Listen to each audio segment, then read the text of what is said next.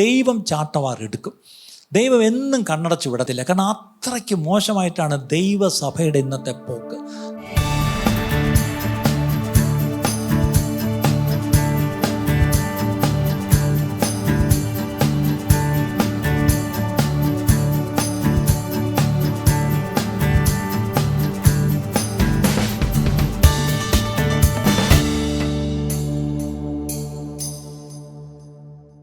ഇന്നലെ ഇവിടെ പ്രാർത്ഥനയിലായിരുന്നപ്പം ചില കാര്യങ്ങൾ ദൈവം വളരെ ഗൗരവത്തോടുകൂടി സഭയോട് അറിയിച്ചു. അത് വേറൊന്നുമല്ല, ആ വാക്യങ്ങൾ ഞാൻ നിങ്ങളോട് പറയാം.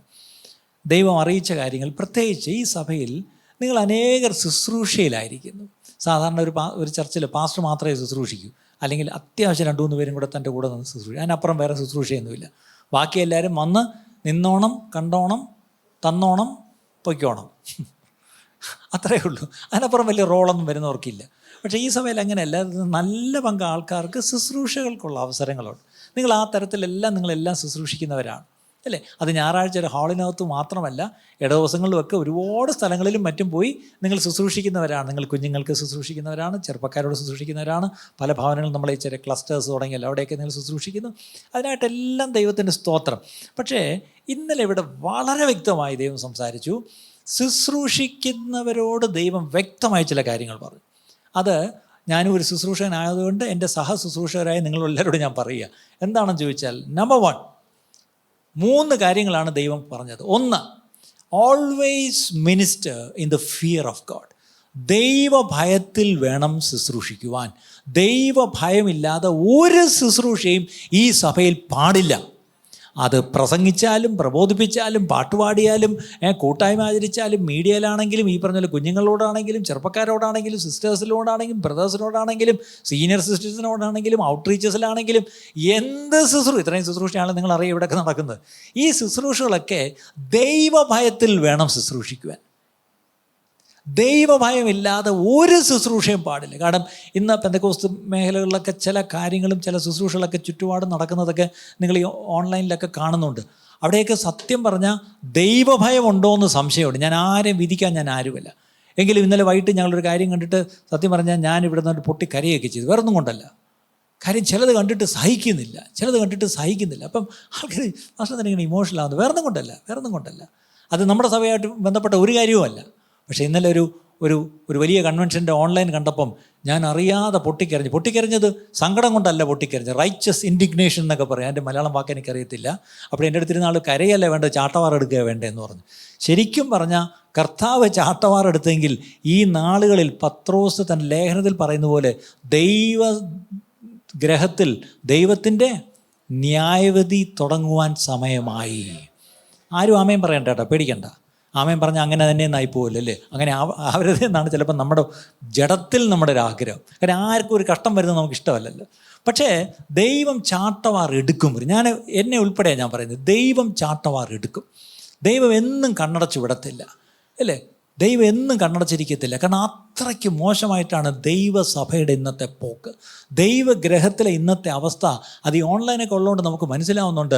അവിടെ ഒന്നും ഈ പറഞ്ഞ പോലെ ഒരു ദൈവത്തിൻ്റെ ഹിതമുള്ള കാര്യങ്ങളോ ദൈവത്തിന് പ്രസാദം വരുന്ന കാര്യങ്ങളോ ദൈവത്തിന് മഹത്വം വരുന്ന കാര്യങ്ങളോ അല്ല ഇന്ന് ദൈവസഭകളിൽ നടക്കുന്നത്. അവിടെ ദൈവത്തിൻ്റെ ആത്മാവ് വ്യക്തമായി പറഞ്ഞു, ദൈവഭയത്തിലല്ലാതെ ദൈവസഭയിൽ ഒരു ശുശ്രൂഷയും പാടില്ല. ആമേൻ. ദൈവഭയമില്ലാതെ ഇവിടെ ഒരു ശുശ്രൂഷയും ചെയ്യരുത്. ഞാനിത് പറയുമ്പോൾ തന്നെ എൻ്റെ ഉള്ളിൽ എവിടെയോ ഒരു വിറയലുണ്ട്. സത്യമാണ്. കാര്യം ഈ ദിവസങ്ങൾ ദൈവം പറഞ്ഞ് വിറച്ചോണം, എൻ്റെ മുമ്പിൽ വിറച്ചോണം. ആ വിറയൽ സത്യം പറഞ്ഞാൽ അത് അകത്ത് കിടപ്പുണ്ട്. അത് കേൾക്കുമ്പോൾ തീർച്ചയായിട്ടും നിങ്ങൾക്ക് ഒരു ഉള്ളിലൊരു വിറയൽ വരുന്നതെന്ന് എനിക്കറിയാം. കാര്യം നിങ്ങളുടെ ഉള്ളിൽ, നിങ്ങളൊരു ആത്മീയരാണെങ്കിൽ നിങ്ങളുടെ ഉള്ളിലൊരു കർത്താവേ, ദൈവഭയമില്ലാതെ എന്തെങ്കിലും ഞാൻ ചെയ്യുന്നുണ്ടോ? അങ്ങനെ ഉണ്ടെങ്കിൽ അതിൽ നിന്ന് മാറി ദൈവഭയത്തിൽ ചെയ്യുവാൻ എന്നെ സഹായിക്കണമേ എന്ന് പറയാം. ചില വാക്യങ്ങളൊന്ന് വായിക്കാം. സദൃശവാക്യം 14-ാം അധ്യായം 27-ാം വാക്യം, Proverbs 14:27. സദൃശവാക്യം 14-ാം അധ്യായം 27-ാം വാക്യം, സദൃശവാക്യം 14:27. യഹോവ ഭക്തി, അത് ഭക്തി എന്ന് നമ്മൾ മലയാളം തർജ്ജമ കിടക്കുന്നു. പക്ഷേ ഇംഗ്ലീഷിൽ നമുക്കറിയാം the fear of the Lord. യഹോവ ഭയം എന്ന തന്നെയാണ്, അല്ലെങ്കിൽ ദ ഹോളി റെവറൻസ്, അല്ലേ? ശരിക്കും പറഞ്ഞാൽ ദൈവഭയമാണ് ജീവൻ്റെ ഉറവ്. അത് ഇംഗ്ലീഷിൽ it's A fountain of life. ഇന്നത്തെ ഏറ്റവും വലിയ പ്രശ്നം എന്താണെന്ന് ചോദിച്ചാൽ, ഒരുവൻ രക്ഷിക്കപ്പെടുമ്പം അവൻ്റെ ഉള്ളിൽ ജീവൻ ഉണ്ടാവുന്നു. യേശു എന്താ പറഞ്ഞത്? ഞാൻ വന്നിരിക്കുന്നത് ജീവൻ തരാനും. അതെങ്ങനത്തെ ജീവൻ? സമൃദ്ധിയായി തരാൻ. പക്ഷേ ഈ സമൃദ്ധിയായ ജീവൻ പ്രാപിച്ച നമ്മൾ നമ്മുടെ ജീവിതത്തിലും നമ്മുടെ ശുശ്രൂഷയിലും എത്രത്തോളം ജീവനുണ്ട് ആലോചിച്ച് നോക്കി, അല്ലേ? That life is missing. ഒരാൾക്ക് HP ലെവൽ കുറഞ്ഞാൽ നമ്മൾ എന്തു പറയും? അയ്യോ, ആളങ്ങ് മൊത്തത്തിലങ്ങ് ഡള്ളാവും, ഈ പറഞ്ഞ പോലെ ഗ്ലൂമി ആവും, ആൾ മൊത്തത്തിലങ്ങ് ഇനാക്റ്റീവ് ആവും, പിന്നെ അങ്ങ് ഇരിപ്പാവും. ഇതാണ് ഒത്തിരി പേർക്ക് നമ്മൾ കാണുന്നത്. ഇന്നത്തെ പ്രശ്നം, ഇന്ന് ദൈവമക്കളെന്ന് പറയുന്നവരിലും ഈ ജീവൻ കാണുന്നില്ല പ്രിയപ്പെട്ടവരെ. ഞാൻ തുറന്നു പറയാം. പറഞ്ഞേ, എത്രത്തോളം ജീവൻ തുടിക്കുന്നു, എത്രത്തോളം ജീവൻ തുടിച്ച് ദൈവമക്കൾ അന്യോന്യം കാണുമ്പോൾ ഒരു ജീവൻ, ഒന്നിനും ഒരുമിച്ച് പ്രാർത്ഥിക്കുമ്പോൾ ഒരു ജീവൻ, ഒരുമിച്ച് കൂടി വന്ന് ആരാധിക്കുമ്പോൾ ഒരു ജീവൻ, ദൈവവചനം പറയുമ്പോഴും കേൾക്കുമ്പോഴും ഒരു ജീവൻ, അല്ലേ? ഒരാളോട് സുവിശേഷം പറയുമ്പോൾ ഒരു ജീവൻ. ഇങ്ങനെയുള്ള ജീവൻ എന്തുകൊണ്ട് ഇന്ന് സഭയിലില്ല? നമ്മൾ ഇത്ര നേരം എന്താ പറഞ്ഞത്? ദൈവഭയത്തിൽ ചെയ്യണം. ഈ വചനപ്രകാരം ദൈവഭയമാണ് ജീവൻ്റെ ഉറവിടം, അല്ലേ? ദൈവഭയം എൻ്റെ ജീവിതത്തിൽ ഇല്ലെങ്കിൽ എനിക്ക് ജീവനില്ല പ്രിയപ്പെട്ടവരെ. പിന്നെ എൻ്റെ പ്രവൃത്തിയും എൻ്റെ ശുശ്രൂഷയും എല്ലാം ഈ പറഞ്ഞ പോലെ വെറും ചത്തതിന് തുല്യം, അല്ലെങ്കിൽ വെറും ജീവച്ഛവങ്ങൾ പോലെയാണ് നമ്മളിന്ന് സഭയിൽ വരുന്നത്. ജീവച്ഛവങ്ങൾ പോലെയാണ് നമ്മളിന്ന് ശുശ്രൂഷിക്കുന്നത്. പലപ്പോഴും ജീവൻ വേണമെങ്കിൽ ഒറ്റ വഴിയേ ഉള്ളൂ. നമ്മൾ പലപ്പോഴും ജീവൻ എന്ന് പറഞ്ഞാൽ ഉടൻ കണക്ട് ചെയ്യുന്ന പരിശുദ്ധാത്മാവുമായിട്ടാണ്, അല്ലേ? പരിശുദ്ധാത്മാവ് വന്നാൽ പെട്ടെന്ന് ജീവൻ അങ്ങ് വരും. അത് ശരിയാ, പരിശുദ്ധാത്മാവ് വരുമ്പോൾ ജീവൻ വരും. പക്ഷെ അതിനേക്കാളും മുമ്പേ ദൈവഭയം മടങ്ങി വരണം. ദൈവത്തിൻ്റെ ആത്മാവ് ദൈവസഭയോട് സംസാരിക്കുക. ദൈവഭയം മടങ്ങി വന്നാൽ ആ ജീവൻ്റെ ഉറവയിൽ നിന്ന് നമ്മൾ ജീവൻ പ്രാപിക്കും. ഇനി ആ ജീവൻ വരുമ്പോൾ അവിടെ അടുത്തെഴുതിയിരിക്കുന്നത് എന്താണ്? അതിൻ്റെ ആ വാക്യത്തിൻ്റെ 2ാം ഭാഗം ഉണ്ടായിരുന്നു. എന്തായിരുന്നു? മരണത്തിൻ്റെ കണികളെ ഒഴിഞ്ഞു പോകും. ദൈവഭയമുണ്ടെങ്കിൽ മരണത്തിൻ്റെ കണി, അതായത് പിശാച് ഈ പറഞ്ഞ പോലെ കണി വെച്ചുകൊണ്ടിരിക്കുക, അല്ലേ? കുടുക്ക് വെച്ച് നമ്മളെ പിടിക്കാൻ പോവുക, നമ്മളെ കൊല്ലാൻ പോവുക. പക്ഷെ ആ കെണിയിൽ നിന്ന് ഒഴിഞ്ഞു പോകണമെങ്കിൽ അവിടെ എന്ത് വേണമായിരുന്നു? ദൈവഭയം. ഈ ദിവസങ്ങളിൽ നമ്മൾ മരണത്തിൻ്റെ എത്രയോ കെണിയിൽ നിന്ന് നമ്മളെ ചില പ്രിയപ്പെട്ടവർ ഒഴിഞ്ഞു. പക്ഷെ നമ്മുടെ ഒരു സഹോദരന് ഈ പറഞ്ഞ പോലെ കർത്താവ് അങ്ങ് എടുത്തു. നമ്മൾ ഈ പറഞ്ഞ പോലെ ഒന്നും നമുക്ക് പറയാൻ പറ്റുന്നില്ല. എന്തുകൊണ്ട് കർത്താവ് എന്നൊരു ചോദ്യം എൻ്റെ ഉള്ളിലും വരുന്നു. പക്ഷേ യോബിനെ പോലെ ഞാനും എൻ്റെ വാൾ പൊത്തുക, വേറെ ഒന്നും പറയാൻ നിവൃത്തിയില്ല, ഒന്നും പറയാൻ കഴിയുന്നില്ല, അല്ലേ? മരണത്തിൻ്റെ കെണികളെ ഒഴിഞ്ഞു പോകണമെങ്കിൽ എൻ്റെ ജീവിതത്തിൽ ദൈവഭയം ഉണ്ടാവണം. ഒരാമയും പറഞ്ഞാട്ട്, എൻ്റെ ജീവിതത്തിൽ ദൈവഭയം, എൻ്റെ കുടുംബത്തിൽ ദൈവഭയം ഉണ്ടെങ്കിൽ മരണത്തിൻ്റെ കെണികളെ ഞാനും എൻ്റെ കുടുംബവും ഒഴിഞ്ഞു പോകും. കഴിഞ്ഞ ദിവസങ്ങളിൽ ഒരുപക്ഷെ നമ്മുടെ ജീവിതങ്ങളിൽ ദൈവഭയം ഇല്ലാത്തത് കൊണ്ടാണോ, സഭയിൽ ദൈവഭയം കുറഞ്ഞു പോയതുകൊണ്ടാണോ നമ്മുടെ 4 കുടുംബങ്ങളെങ്കിലും കഴിഞ്ഞ 4 മാസത്തിനുള്ളിൽ ചില അപകടങ്ങൾ പറ്റൂ. കാർ അപകടങ്ങളായിരുന്നു 4. ഒന്ന് കഴിഞ്ഞ ആഴ്ചയായിരുന്നു. 4 അപകടങ്ങളിലൂടെ ഇലക്ട്രിസിറ്റി ബോർഡിന് 4 പുതിയ പോസ്റ്റ് ഇട്ട് കിട്ടി. 4 കാറിനും ഏകദേശം 1 ലക്ഷത്തിലധികം ഡാമേജും വന്നു. പക്ഷേ ദൈവകൃപയാൽ ആ കാറിനകത്തുണ്ടായിരുന്ന 4 അപകടങ്ങളിൽപ്പെട്ടവരും ദൈവം കാത്തു. സ്തോത്രം. പക്ഷേ ഇന്നൊരു സഹോദരൻ, അതിൽ മുമ്പത്തെ അപകടത്തിൽപ്പെട്ട സഹോദരൻ എന്നോട് രഹസ്യമായിട്ട് ഒന്ന് പറഞ്ഞിട്ട് പോയി, പക്ഷേ ഒന്ന് പ്രാർത്ഥിക്കണേ, അന്നുണ്ടായ ജർക്കിൽ എനിക്കെന്തോ ഒരു ക്ഷതം തട്ടിയിട്ടുണ്ട്, എനിക്ക് നല്ല വേദന ഇടയ്ക്കിടയ്ക്ക് വരുന്നു. അദ്ദേഹം ഉയർന്ന ഉദ്യോഗസ്ഥനാണ്. അദ്ദേഹം ഇപ്പം മറ്റൊരു ശുശ്രൂഷയ്ക്കായിട്ട് രാവിലത്തെ ആരാധന കഴിഞ്ഞ് പോയി. അപ്പോൾ അതിനോട് രഹസ്യമായിട്ട് പറഞ്ഞു, അന്നത്തെ അപകടം പുറമേ ഒന്നും പറ്റിയില്ല എന്ന് നമ്മൾ പറയുന്നെങ്കിലും എൻ്റെ ഉള്ളിൽ എവിടെയോ ഒരു കോട്ടം തട്ടിയിട്ടുണ്ട്, ഒരു പ്രയാസം എനിക്കുണ്ടെന്ന് അദ്ദേഹം പറഞ്ഞു. അതിൻ്റെ അർത്ഥം ആ 4 അപകടങ്ങളിൽ സത്യം പറഞ്ഞാൽ ആ മരണത്തിൻ്റെ ഗണിയിൽ നിന്ന് ദൈവം നമ്മളെ വിടുവിച്ചു. ഇനിയും നമ്മളെല്ലാവരും ഈ പറഞ്ഞ പോലെ പലതരത്തിൽ നമ്മൾ ലോകത്തിലിറങ്ങി നടക്കുന്നവരാണ്, വാഹനങ്ങൾ സഞ്ചരിക്കുന്നവരും ഓടിക്കുന്നവരും ഒക്കെയാണ്, പല കാര്യങ്ങളിൽ നമ്മൾ ഇടപെടുന്നവരാണ്. പക്ഷേ അവിടെ മരണത്തിൻ്റെ ഗണികൾ ഒഴിഞ്ഞു പോകണമെങ്കിൽ ഒറ്റ വഴിയേ ഉള്ളൂ. എന്താണ്? യഹോവ ഭയം, ദൈവഭയം. ദൈവഭയം എവിടെ കുറയുന്നുവോ അവിടെയാണ് ഈ മരണത്തിൻ്റെ കെണികൾ നമ്മൾ പെട്ടുപോകുന്നത്. പക്ഷേ മരണത്തിൻ്റെ കെണിയിൽ നിന്ന് രക്ഷപ്പെടുമെന്ന് മാത്രമല്ല, പകരം ജീവൻ്റെ ഉറവയിൽ നിന്ന് ജീവൻ പ്രാപിക്കുന്നു. ആലോചിച്ച് നോക്കിയേ, ആ ജീവൻ നമ്മുടെ ഉള്ളിലുണ്ടെങ്കിൽ ആ ജീവൻ്റെ തുടിപ്പ് നമ്മളിൽ കാണും. ആ ജീവൻ്റെ തുടിപ്പ് ഉണ്ടെങ്കിൽ നമ്മുടെ സംസാരത്തിൽ ആ തുടിപ്പ് കാണും, നമ്മുടെ ശുശ്രൂഷയിൽ ആ തുടിപ്പ് കാണും. പക്ഷേ ഇന്ന് അങ്ങനെയുള്ളൊരു ജീവൻ്റെ തുടിപ്പ് നമ്മളിൽ കുറഞ്ഞിരിക്കുന്നു പ്രിയപ്പെട്ടവരെ, കുറഞ്ഞിരിക്കുന്നു. കുറഞ്ഞിരിക്കുന്നു. അടുത്തൊരു വാക്യം വായിക്കുക. എബ്രായ ലേഖനം 12-ാം അധ്യായം 28-29. Hebrews chapter 12, 28 and 29. എബ്രായ ലേഖനം 12-ാം അധ്യായം 28-29. ആകയാൽ ഇളകാത്ത രാജ്യം പ്രാപിക്കുന്നത് കൊണ്ട് നാം നന്ദിയുള്ളവരായി ദൈവത്തിന് പ്രസാദം വരുമാർ ഭക്തിയോടും ഭയത്തോടും കൂടെ സേവ ചെയ്യുക. നമ്മുടെ ദൈവം ദഹിപ്പിക്കുന്ന അഗ്നിയല്ലോ. ഇത് പലപ്പോഴും ആ വാക്യം പഴയ നിയമത്തിലെ വാക്യം എന്നാണ് പലരും വരച്ചിരിക്കുന്നത്. പുതിയ നിയമത്തിൽ അപ്പോസ്തലൻ എടുത്തെഴുതുന്നത് എന്താണ്? തൊട്ടുമുമ്പത്തെ 28-ാം വാക്യം അവിടെ പറയുന്നത് ഇളകാത്ത രാജ്യം ഇളകാത്തൊരു രാജ്യം പ്രാപിക്കുന്നതുകൊണ്ട്. അതിൻ്റെ അർത്ഥം ഇളകാത്ത രാജ്യം, അതാണ് ദൈവരാജ്യം. അപ്പം നമ്മൾ നോക്കിയിരിക്കുന്നത് ആ ഇളകാത്ത രാജ്യമാണ്. ഒരു പഴയ പാട്ടുണ്ട്, ഇളകാത്ത രാജ്യമാം സിയോനൻ സ്വന്തമായി, അല്ലേ? അപ്പം ഇളകാത്ത രാജ്യം, അതാ ഞാൻ കാത്തിരിക്കുന്നത്.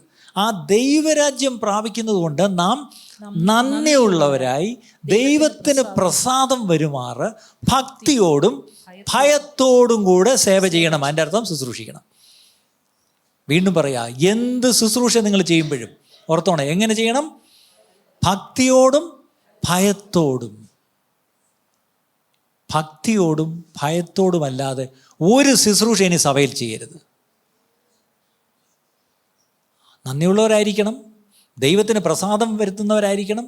പക്ഷേ അടുത്തത് ഭക്തിയോടും ഭയത്തോടും. നിങ്ങൾ ചെയ്യുന്ന ശുശ്രൂഷ ഇനി നിങ്ങൾ തന്നെ ചിന്തിച്ചോ, are you doing with fear of God? Holy reverence നമ്മുടെ ഉള്ളിലുണ്ടോ? കാര്യം അവിടെ എഴുതി അടുത്ത വാക്യത്തിൽ, നമ്മുടെ ദൈവം ദഹിപ്പിക്കുന്ന അഗ്നിയാണ്. നമ്മൾ പലപ്പോഴും ഈ വാക്യം പ്രസംഗിക്കുന്നില്ല. നമ്മളെപ്പോഴും ഒരാളുടെ സുവിശേഷം പറയുമ്പം, ഞങ്ങൾ യേശുവിനെ പറ്റിയൊന്ന് പറയട്ടെ, ഈ സൃഷ്ടിച്ച ദൈവം ഉണ്ടല്ലോ, ഞങ്ങളുടെ ദൈവം ദഹിപ്പിക്കുന്ന അഗ്നിയാണെന്ന് പറയുമോ? സുവിശേഷത്തിൽ അതൊഴിച്ച് എല്ലാം പറയും. ഏതാണ് പറയുന്നത്? അയ്യോ, ഞങ്ങളുടെ ദൈവം സ്നേഹസമ്പൂർണനും. അത് ശരിയാ, കറക്റ്റാ. നമ്മുടെ ദൈവത്തിൻ്റെ സ്നേഹത്തെപ്പറ്റി പറയുന്നത് കറക്റ്റാ. പക്ഷെ അതേ ദൈവം തന്നെ ആരും കൂടെയാണ്? The love of God, it's true. But again, the word says about the wrath of God. ദൈവസ്നേഹത്തെപ്പറ്റി പറയുന്ന ഈ വചനം ദൈവത്തിൻ്റെ ക്രോധത്തെപ്പറ്റിയും പറയുന്നുണ്ട്. ഇന്നത്തെ പ്രശ്നം, നമ്മൾ ദൈവസ്നേഹത്തെപ്പറ്റി മാത്രമേ പറയുന്നുള്ളൂ, ദൈവത്തിൻ്റെ ക്രോധ ദിവസത്തെപ്പറ്റി നമ്മൾ പറയുന്നില്ല. ഇവിടെ ഒരു വാക്യം നമ്മൾ വായിച്ചു, എന്താണ്? നമ്മുടെ ദൈവം ദഹിപ്പിക്കുന്ന അഗ്നിയല്ലോ. ദഹിപ്പിക്കുന്ന അഗ്നിയുടെ മുമ്പിലാണ് നമ്മൾ വന്നിരിക്കുന്നത്. ദഹിപ്പിക്കുന്ന അഗ്നി. നാളെ ജനുവരി 22 ഇന്ത്യയുടെ ചരിത്രത്തിലൊരു വളരെ പ്രധാനപ്പെട്ട ദിവസമാണ്. ഞാനതിനെപ്പറ്റി ഒന്നും ഓൺലൈനിൽ പറയുന്നില്ല. ഒറ്റ വാക്ക് മാത്രം പറയാം. ഭാരതം ഇരുട്ടിൽ നിന്ന് ഇരുട്ടിലേക്കാണ് പോയിക്കൊണ്ടിരിക്കുന്നത്. ഭാരതം, നമ്മുടെ ദേശം, നമ്മൾ ജനിച്ചു വളർന്ന ദേശം ഇരുട്ടിൽ നിന്ന് ഇരുട്ടിലേക്കാണ് പോയിക്കൊണ്ടിരിക്കുന്നത്. അത് ആരെയും നമ്മളതിനെ കുറ്റപ്പെടുത്തണ്ട. വെളിച്ചങ്ങളായി ദൈവം ഈ രാജ്യത്ത് നമ്മളെ ജനിപ്പിച്ചുവെങ്കിൽ, നമ്മളിവിടെ വളരുന്നു ജീവിക്കുന്നുവെങ്കിൽ, വെളിച്ചങ്ങളായി നമ്മളിവിടെ വെളിച്ചം പ്രകാശിക്കാത്തത് കാരണം ഇന്ന് അധികം ഇരുട്ടിലേക്ക് നമ്മുടെ ദേശം പൊയ്ക്കൊണ്ടിരിക്കുന്നു. ഒരു ചൈനീസ് പഴമൊഴിയുണ്ട്, ഇരുട്ടിനെ ശപിക്കുന്നതിന് പകരം ഒരു മെഴുതിരി കത്തിക്കുക എന്ന് പറയാറുണ്ട്, അല്ലേ? കറക്റ്റ്. നമ്മൾ ഓരോരുത്തരും വെളിച്ചങ്ങളാണെങ്കിൽ ഇന്ന് ഭാരതം എന്തുകൊണ്ട് അന്ധകാരത്തിലേക്ക് പോകുന്നു ചോദിച്ചാൽ, വെളിച്ചം പ്രകാശിക്കുന്നില്ല. ആരാ വെളിച്ചം? ലോകത്തിൻ്റെ വെളിച്ചമായ ക്രിസ്തു, ശരി. പക്ഷെ ഇന്ന് ആരാണ്? നമ്മൾ ഓരോരുത്തരും. അവൻ്റെ അടുത്തേക്ക് വന്ന നമ്മൾ ഓരോരുത്തരും, അല്ലേ? നിങ്ങൾ ലോകത്തിൻ്റെ വെളിച്ചമാകുന്നു, ഞാനും നിങ്ങളും ആയിരിക്കുന്നിടത്ത് വെളിച്ചങ്ങളാണെങ്കിൽ ഇന്ന് നമ്മുടെ ഭാരതം ഇത്ര ഇരുട്ടിലേക്ക് പോകത്തില്ല. ഇന്നിപ്പോൾ എല്ലാം ഇന്ത്യയിൽ അങ്ങോട്ടും ഇങ്ങോട്ടും അങ്ങ് മെസ്സേജ് അയക്കും. എന്താണ്? ഇന്ന് ഞായറാഴ്ച എല്ലാവരും പ്രാർത്ഥിച്ചോണേ, എല്ലാവരും പ്രാർത്ഥിച്ചോണേ. അയ്യോ, ഇന്ന് 21-ാം തീയതി എല്ലാവരും പ്രാർത്ഥിച്ചോണേ. നാളെ 21 കഴിഞ്ഞ് 22, 22 കഴിഞ്ഞ് 23. നാളെ പ്രാർത്ഥിച്ചോണേ എല്ലാവരും. എന്താണ്? വിട്ടുകൊടുക്കരുത്. എന്തോന്ന് വിട്ടുകൊടുക്കാൻ? നിങ്ങൾ പിടിച്ചോണ്ടിരി, ഇല്ലേ? ഞാൻ പറയുന്നത്, ഇന്ന് കിടന്നുകൊണ്ട് എല്ലാ പള്ളികളും കൂടെ ഒന്നിച്ച് പ്രാർത്ഥിക്കുന്നതിലല്ല കാര്യം. പക്ഷെ ചില കാര്യങ്ങൾ നമ്മൾ കൈകോർത്തേ പറ്റൂ. ചില കാര്യങ്ങൾ ദൈവമക്കൾ കൈകോർത്തേ പറ്റൂ. ദൈവസഭ കൈകോർത്ത് നിന്നേ പറ്റൂ. ദൈവദാസന്മാർ കൈകോർത്ത് നിന്നേ പറ്റൂ. ഇന്നലെ കാസർഗോഡ് നിന്ന് നമ്മുടെ രാജ്യസഭാ MP എ.ഹെ. റഹീം അങ്ങേയറ്റത്തെ കണ്ണിയായിട്ട് നിന്നു. അത് കൈകോർത്ത് ഇങ്ങനെ രാജ്ഭവൻ്റെ അറ്റത്ത് വന്നപ്പോഴത്തേക്കും നമ്മുടെ E.P. ജയരാജൻ സഹാവ് അവസാനത്തെ കൈയായി. അത് കൈ ഇങ്ങനെ ചങ്ങല ഇങ്ങനെ വന്നപ്പോൾ ഇന്നലെ ഞാൻ കേശവാസ്തു വീടിൻ്റെ അവിടെ നിന്ന് ഇറങ്ങി നോക്കി. ഞങ്ങളുടെ ഫ്രണ്ടിലാണല്ലോ നിൽക്കുന്നത്. നോക്കിയപ്പോൾ ഞാൻ വിചാരിച്ച് കുറേ DYFK പിള്ളേരും കുറേ CIT ചുമട്ടുകളിലൊക്കെ വന്ന് കൈ പിടിച്ചുകൊണ്ടിരിക്കുന്നു. നോക്കിയപ്പോൾ നല്ല ഡീസൻറ്റ് മനുഷ്യർ, നല്ല വീട്ടിലെ നല്ല സ്ത്രീകളും പുരുഷന്മാരും കുട്ടികളും ഉൾപ്പെടെ വന്ന് അന്തസ്സായിട്ട് അവർ കൈ പിടിച്ച് അവർ ഒരു പ്രതിജ്ഞ ചൊല്ലി കൈ ഇങ്ങനെ ഉയർത്തി അവർ വളരെ സന്തോഷത്തോടു കൂടി അവർ പോന്നു. കാസർഗോഡ് തുടങ്ങി ഒരു ചങ്ങല കൈ പിടിച്ച് തിരുവനന്തപുരം രാജ്ഭവനിൽ കൊണ്ട് അവസാനിപ്പിച്ചു. അതിൻ്റെ ഉദ്ദേശം എന്തോ ആകട്ടെ, അത് നമ്മുടെ വിഷയമല്ല. പക്ഷെ ഒരു കാര്യം അവർ ചെയ്തു. എന്താണ്? ഞങ്ങൾ ഒന്നാണ്, ഞങ്ങൾ ഒന്നാണ്, ഈ ഒരു കാര്യത്തിൽ ഞങ്ങൾ ഒന്നാണ്, ഞങ്ങളിതാ കൈ കോർക്കുന്നു, ഞങ്ങൾ ഒന്നിച്ചു വരുന്നു, ഞങ്ങൾ എതിർക്കേണ്ടതിനെ എതിർക്കുന്നു, അല്ലേ, ഞങ്ങൾ ഒന്നാണ് എന്നൊരു മെസ്സേജ് അവർ കൊടുത്തു. ശരിയാണോ? അല്ലേ? ഞാൻ ചോദിച്ചോട്ടെ, രാഷ്ട്രീയക്കാർക്ക് അത് പറ്റുന്നെങ്കിൽ എന്തുകൊണ്ട് ദൈവമക്കൾക്ക് ഇത് പറ്റുന്നില്ല? നമുക്ക് അന്യോന്യം അന്യോന്യം കൈ പിടിച്ചിട്ട് ഞങ്ങൾ ഒന്നാണ്, ഈ ഒരു കോസിന് ഞങ്ങൾ ഒന്നാണ്, ഈ ഒരു കാരണത്തിന് ഞങ്ങൾ ഒന്നാണ്, ദൈവരാജ്യത്തിൻ്റെ കാര്യത്തിന് ഞങ്ങൾ ഒന്നാണ്, പിശാചിനെതിരെ ഞങ്ങളിതാ ഒന്നാണ്, ഞങ്ങൾ ഒന്നിച്ചു വന്ന് പ്രാർത്ഥിക്കുന്നു, ഞങ്ങൾ ഒന്നിച്ചു വന്ന് വിശ്വസിക്കുന്നു, ഞങ്ങൾ ഒന്നിച്ചു വന്ന് പ്രവർത്തിക്കുന്നു എന്ന് എന്തുകൊണ്ട് നമുക്ക് പറയാൻ കഴിയുന്നില്ല? രാഷ്ട്രീയക്കാർ നമ്മുടെ കൺമുമ്പിൽ ഇത് ചെയ്ത് കാണിച്ചിട്ടും നമ്മുടെ കണ്ണ് തുറക്കുന്നില്ല. ഇന്നലെ ഞാൻ ഇത് കേശവാസത്തെ ഈ ചങ്ങല ഞാൻ കണ്ടപ്പം എൻ്റെ ഉള്ളിൽ ആരോ പറയുന്നതല്ലേ, കണ്ടോടാ നീ കുറ്റം പറയുന്ന പാർട്ടിക്കാർ, രാഷ്ട്രീയക്കാരെന്ന് പറയുന്നവർ, നോക്ക്, അവരെന്തൊന്നുമില്ലേലും അവർ വിശ്വസിക്കുന്ന ആ ഒരു കാര്യത്തിന് വേണ്ടി അവർ കൈപിടിച്ച് ഒന്നായിട്ട് നിൽക്കുന്നു. എത്ര ജില്ലകളെ മറികടന്ന് അവരൊന്നായിട്ട് നിൽക്കുന്നു. എന്തുകൊണ്ട് കേരളത്തിലെ സഭ, കാസർഗോഡ് തിരുവനന്തപുരം വരെ കേരളത്തിലെ സഭ ഇതുപോലെ ഒന്ന് ഒന്നിച്ച് നിന്നിരുന്നെങ്കിലോ, ഇതുപോലെ ഒന്ന് ഒന്നിച്ചെന്ന് പ്രാർത്ഥിച്ചിരുന്നെങ്കിലോ, ഇതുപോലെ ഒന്നിച്ചെന്നൊന്ന് പ്രവർത്തിച്ചിരുന്നെങ്കിലോ, ഇതുപോലെ ഒന്നിച്ചെന്ന് സുവിശേഷം പറഞ്ഞിരുന്നെങ്കിലോ ഈ കേരളം ഇങ്ങനെ ഇരിക്കുമായിരുന്നോ?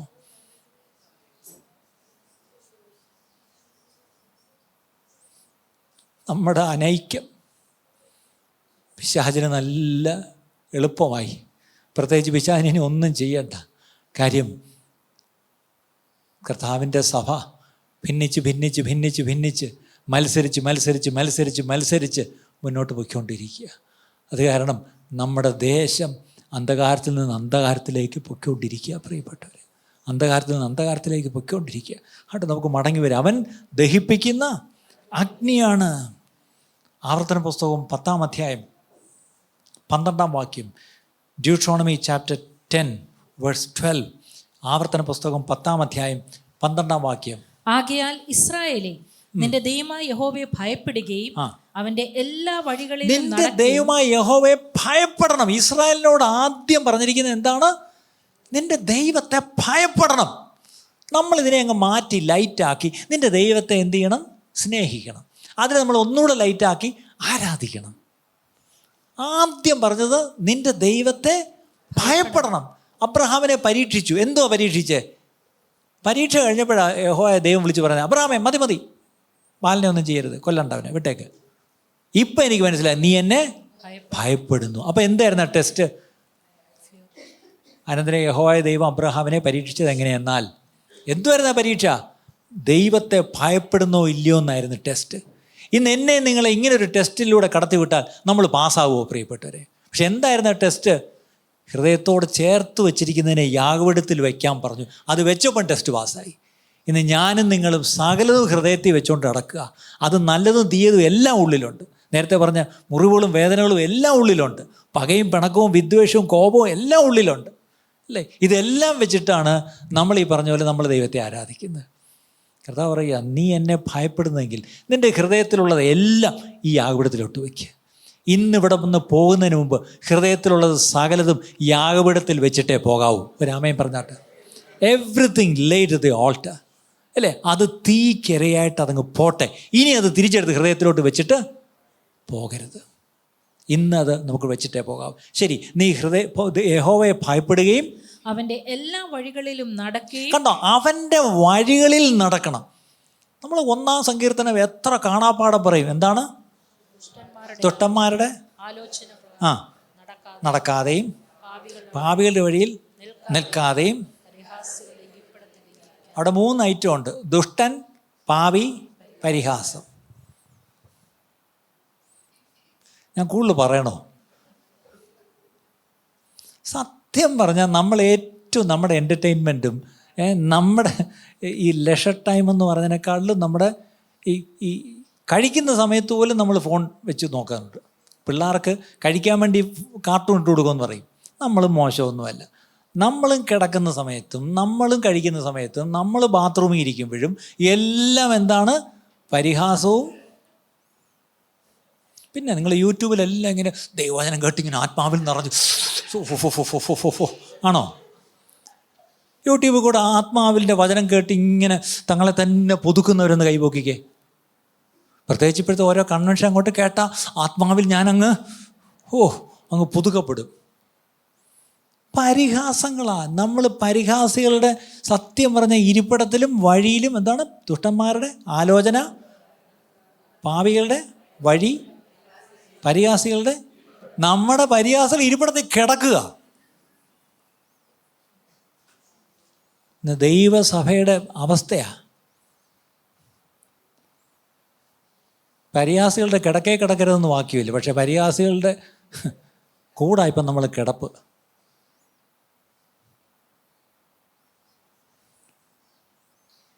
എല്ലാ വഴികളിലും അവൻ്റെ എല്ലാ വഴികളിലും നടക്കുകയും അവനെ സ്നേഹിക്കുകയും ഈ ദൈവത്തെ സ്നേഹിക്കും. ആദ്യം പറഞ്ഞിരിക്കുന്നത് ഭയപ്പെടണമെന്നാ. ഭയം കഴിഞ്ഞിട്ടാ സ്നേഹം. ഇന്ന് നമുക്ക് അപ്പനെ എന്തില്ല? ഭയമില്ല. അതുകൊണ്ടാണ് ഇന്ന് പല പിള്ളേരും അപ്പനെ പോടാ അപ്പ, പോടോ ഡാഡി എന്നൊക്കെ വിളിക്കുന്ന പിള്ളേരെ. അത് നമ്മളങ്ങോടം വീഡിയോ എടുത്തങ്ങിടും. വേണ്ടേ, എൻ്റെ മോൻ എന്നെ പോടാ ഡാഡി എന്ന് വിളിച്ച് ഡാഡിക്കിട്ട് കൊടുക്കണം ആടി. ഇതാ പ്രശ്നം. അവൻ്റെ എന്തോട് ബൈബിളൊരു വാക്യമുണ്ട്, അവൻ്റെ ഹൃദയത്തോട് പോഷ്ക്ക് പറ്റിയിരിക്കുന്നു, വാടിയെടുത്തത് അടിച്ച് കളയണമെന്നാണ് ശലോമോൻ പറഞ്ഞിരിക്കുന്നത്. ഇന്ന് വാടിയെടുത്ത് അടിച്ച് മിണ്ടിപ്പോയി ഒരു നേരം നീ അങ്ങനെ വിളിച്ചാൽ നിന്നെ ഞാൻ ശരിയാക്കുന്നൊരു അടി കൊടുത്ത് അവനെ തിരുത്തുന്നതിന് പകരം അത് വീഡിയോ എടുത്ത് നിങ്ങൾ ഫേസ്ബുക്കിൽ പോസ്റ്റ് ചെയ്തു. എൻ്റെ മോൻ എന്നെ പോടാ ഡാഡി എന്ന് വിളിച്ചു, പോടി മമ്മി എന്ന് വിളിച്ചു. അത് അടുത്ത പോസ്റ്റ്, പോടി മമ്മി എന്നും വിളിച്ചു അല്ലേ? ദൈവത്തെ ഭയപ്പെടണം. പിന്നെ പറഞ്ഞിരിക്കുന്നത് ദൈവത്തെ സ്നേഹിക്കണം. ഇന്ന് നമ്മുടെ പ്രശ്നം എന്താ? നമുക്ക് നമ്മുടെ വീട്ടിൽ നമ്മുടെ മാതാപിതാക്കളോട് ഈ ഭയമില്ല. നമ്മുടെ കുടുംബങ്ങളിൽ ഈ ഭയം പോയിരിക്കുന്നു പ്രിയപ്പെട്ടവർ. പിന്നെ എങ്ങനെ നമ്മൾ ദൈവത്തെ ഭയപ്പെടും? ദൈവത്തെ ഭയപ്പെടണം, അടുത്ത ദൈവത്തെ സ്നേഹിക്കണം. പിന്നെ നിന്റെ ദൈവമായ യഹോവയെ പൂർണ്ണ ഹൃദയത്തോടും പൂർണ്ണ മനസ്സോടും കൂടെ സേവിക്കണം. കണ്ടോ, പഴയ നിയമത്തിൽ യഹോവ ദൈവം മോശ വഴി പറഞ്ഞത് നീ പൂർണ്ണ ഹൃദയത്തോടും പൂർണ്ണ മനസ്സോടും കൂടെ സേവിക്കണം. Serve him. നമ്മൾ ചെയ്യുന്ന കർത്തൃ ശുശ്രൂഷ പൂർണ്ണ ഹൃദയത്തോടും പൂർണ്ണ മനസ്സോടും ആയിരിക്കണം. അടുത്തത്, ഞാൻ ഇന്ന് നിന്നോട് ആജ്ഞാപിക്കുന്ന യഹോവയുടെ കൽപ്പനകളും ചട്ടങ്ങളും നിന്റെ നന്മയ്ക്കായി പ്രമാണിക്കുകയും ഇതെല്ലാം നിന്റെ നന്മയ്ക്കായി പ്രമാണിക്കുകയും വേണമെന്നല്ലാതെ നിന്റെ ദൈവമായ യഹോവ നിന്നോട് ചോദിക്കുന്നത് എന്ത്? ഇതല്ലാതെ വേറെ എന്തുവാ നിന്റെ ദൈവം ചോദിക്കുന്നത്? ഇന്ന് ദൈവത്തിൻ്റെ ആത്മാവ് നമ്മോട് പറയുക, ദൈവത്തെ ഭയപ്പെട്ട് ദൈവത്തെ സ്നേഹിച്ച് അവനെ പൂർണ്ണ ഹൃദയത്തോടെ പൂർണ്ണ മനസ്സോടെ സേവിച്ച്, ഇതല്ലാതെ അവൻ്റെ ചട്ടങ്ങളും കൽപ്പനകളും നിന്റെ നന്മയ്ക്കായിട്ട് പ്രമാണിക്കണം. ഇതാ പറഞ്ഞിരിക്കുന്നത്. അതിൻ്റെ 20-21 കൂടെ വായിച്ചേ, അതേ അധ്യായത്തിൻ്റെ ആവർത്തന പുസ്തകം 10:20-21. നിന്റെ ദൈവമായ യഹോവയെ നീ ഭയപ്പെടണം. വീണ്ടും നിന്റെ ദൈവമായ യഹോവയെ നീ ഭയപ്പെടണം. ഇന്ന് ഈ വാക്യം ഇന്നും പറഞ്ഞു കേൾക്കുന്നില്ല. എല്ലാവരും സ്നേഹിക്കണം, ആരാധിക്കണം. വേദപുസ്തകത്തിൽ യഹോവ ദൈവം പറഞ്ഞിരിക്കുന്നത് ഭയപ്പെടണം. അടുത്തത്, അവനെ സേവിക്കണം. അടുത്തത്, അവനോട് ചേർന്നിരിക്കണം. അടുത്തത്, അവന്റെ നാമത്തിൽ സത്യം ചെയ്യണം. അടുത്ത വാക്യം, അവനാകുന്നു നിന്റെ പുകഴ്ച. അവനാകണം നിന്റെ പുകഴ്ച. You should be boasting on him. ഇന്ന് നമ്മുടെ പുകഴ്ച എന്താ? പറഞ്ഞേ, എൻ്റെ ദൈവത്തിൽ ഞാൻ പുകഴുന്നു എന്ന് എത്ര പേര് പറയുന്നു? അടുത്തത്, അവനാകുന്നു നിന്റെ ദൈവം. നീ കണ്ണാലെ കണ്ടിട്ടുള്ള മഹത്വം ഭയങ്കരവുമായ കാര്യങ്ങളെ നിനക്ക് വേണ്ടി ചെയ്തത്. നമ്മുടെ ജീവിതത്തിൽ എന്തെങ്കിലുമൊക്കെ ദൈവം ചെയ്തിട്ടുള്ളത് അത് മഹത്വം ഭയങ്കരമായ കാര്യം തന്നെയാ. അത് ചെയ്തത് എൻ്റെ ദൈവമാണ്. ഇന്ന് നിങ്ങൾ പലരും ഇവിടെ ഇരിക്കുന്ന നമ്മൾ പലരും രോഗികളായിരുന്നു, മരണത്തിൻ്റെ വക്കോളം പോയവരോട് ഇരിപ്പുണ്ട്. പക്ഷെ ഇന്ന് നമ്മൾ ജീവിച്ചിരിക്കുന്നെങ്കിൽ അത് ദൈവം എന്നോട് ചെയ്ത ഒരു മഹത്വം ഭയങ്കരമായ കാര്യമാണ്. ദൈവത്തിൻ്റെ കരുണയാൽ ഞാൻ ജീവിച്ചിരിക്കുന്നു എന്ന് നെഞ്ചിൽ കൈവച്ചിട്ട് എത്ര പേര് പറയും? ഇനി ഒരുപക്ഷെ ഒരു ടെർമിനൽ ഇൽനെസ് വരണമെന്നില്ല. എത്രയോ അപകടങ്ങൾ, ആപത്തുകളിൽ നിന്ന് ഈ പറഞ്ഞ പോലെ ഒരു നിമിഷം കൊണ്ട് ഇവിടെ നിന്ന് പോകാമായിരുന്നു. പക്ഷേ ദൈവം എന്നെ ആയുസ്സോടെ വെച്ചെങ്കിൽ ഇനിയും ചില ശുശ്രൂഷ ദൈവം എന്നെ ഏൽപ്പിച്ചത് തികയ്ക്കേണ്ടത് കൊണ്ട് മാത്രമാണ് ദൈവം എന്നെ നിങ്ങളെ ജീവനോടെ വെച്ചിരിക്കുന്നത്. അത് വിശ്വസിക്കുന്നവരും ദൈവത്തെ സ്തുതിച്ചാട്ടെ. അതേ കർത്താവേ, എന്നെ നീ എടുക്കാതെ ഈ ഭൂമിയിൽ നീ എന്നെ ആയുസ് തന്നിരിക്കുന്നുവെങ്കിൽ എന്തോ ചിലതും കൂടെ നിനക്ക് വേണ്ടി ഞാൻ ചെയ്ത് തികയ്ക്കേണ്ടതുണ്ട്. അതിനുവേണ്ടി കർത്താവ് നീ എനിക്ക് ആയുസ് തന്നെങ്കിൽ ആ ആയുസ് കർത്താവെ നിന്നെ പുകഴ്ത്തിക്കൊണ്ട്, എൻ്റെ പുകഴ്ച നിങ്ങൾ മാത്രമായിക്കൊണ്ട് ഞാൻ നിന്നെ ഭയപ്പെട്ട്, ഞാൻ നിന്നെ സ്നേഹിച്ച്, ഞാൻ നിന്നെ സേവിക്കും കർത്താവേ എന്നൊരു തീരുമാനമെടുത്താട്ടെ. ദൈവത്തെ ഭയപ്പെട്ട്, ദൈവത്തെ സ്നേഹിച്ച്, ദൈവത്തെ സേവിക്കണം. ദൈവത്തെ സേവിക്കുന്ന ആദ്യത്തെ ക്വാളിറ്റിയാണ് ഞാൻ ഈ പറഞ്ഞു വരുന്നത്, ഫിയർ ഓഫ് ഗോഡ്. ഈ സഭയോട് ദൈവം വ്യക്തമായിട്ട് പറഞ്ഞു. അല്പം അധികാരത്തോടെ ഞാൻ ഈ പറയുന്നത്, ദൈവസഭയോട് വ്യക്തമായി ഇന്നലെയും മിനിഞ്ഞാന്നും ഇവിടെ ദൈവത്തിൻ്റെ ആത്മാവ് ഇവിടെ അരുളി ചെയ്തു. അതിന് 2 ആഴ്ച മുമ്പേ എന്നോട് ദൈവം ഒരാൾ വഴി പറഞ്ഞു, ദൈവഭയമില്ലാത്ത ചില കാര്യങ്ങൾ സഭയിൽ നടക്കും, സൂക്ഷിച്ചോണം, ബി ഡിസേണിങ്. ഞാനത് കാര്യമായിട്ട് എടുത്തില്ല, എൻ്റെ സ്വഭാവം അറിയാമല്ലോ. ഞാനിങ്ങനെ കളിച്ചിരിച്ച് ഹേയ് അങ്ങനെയൊന്നുമില്ല.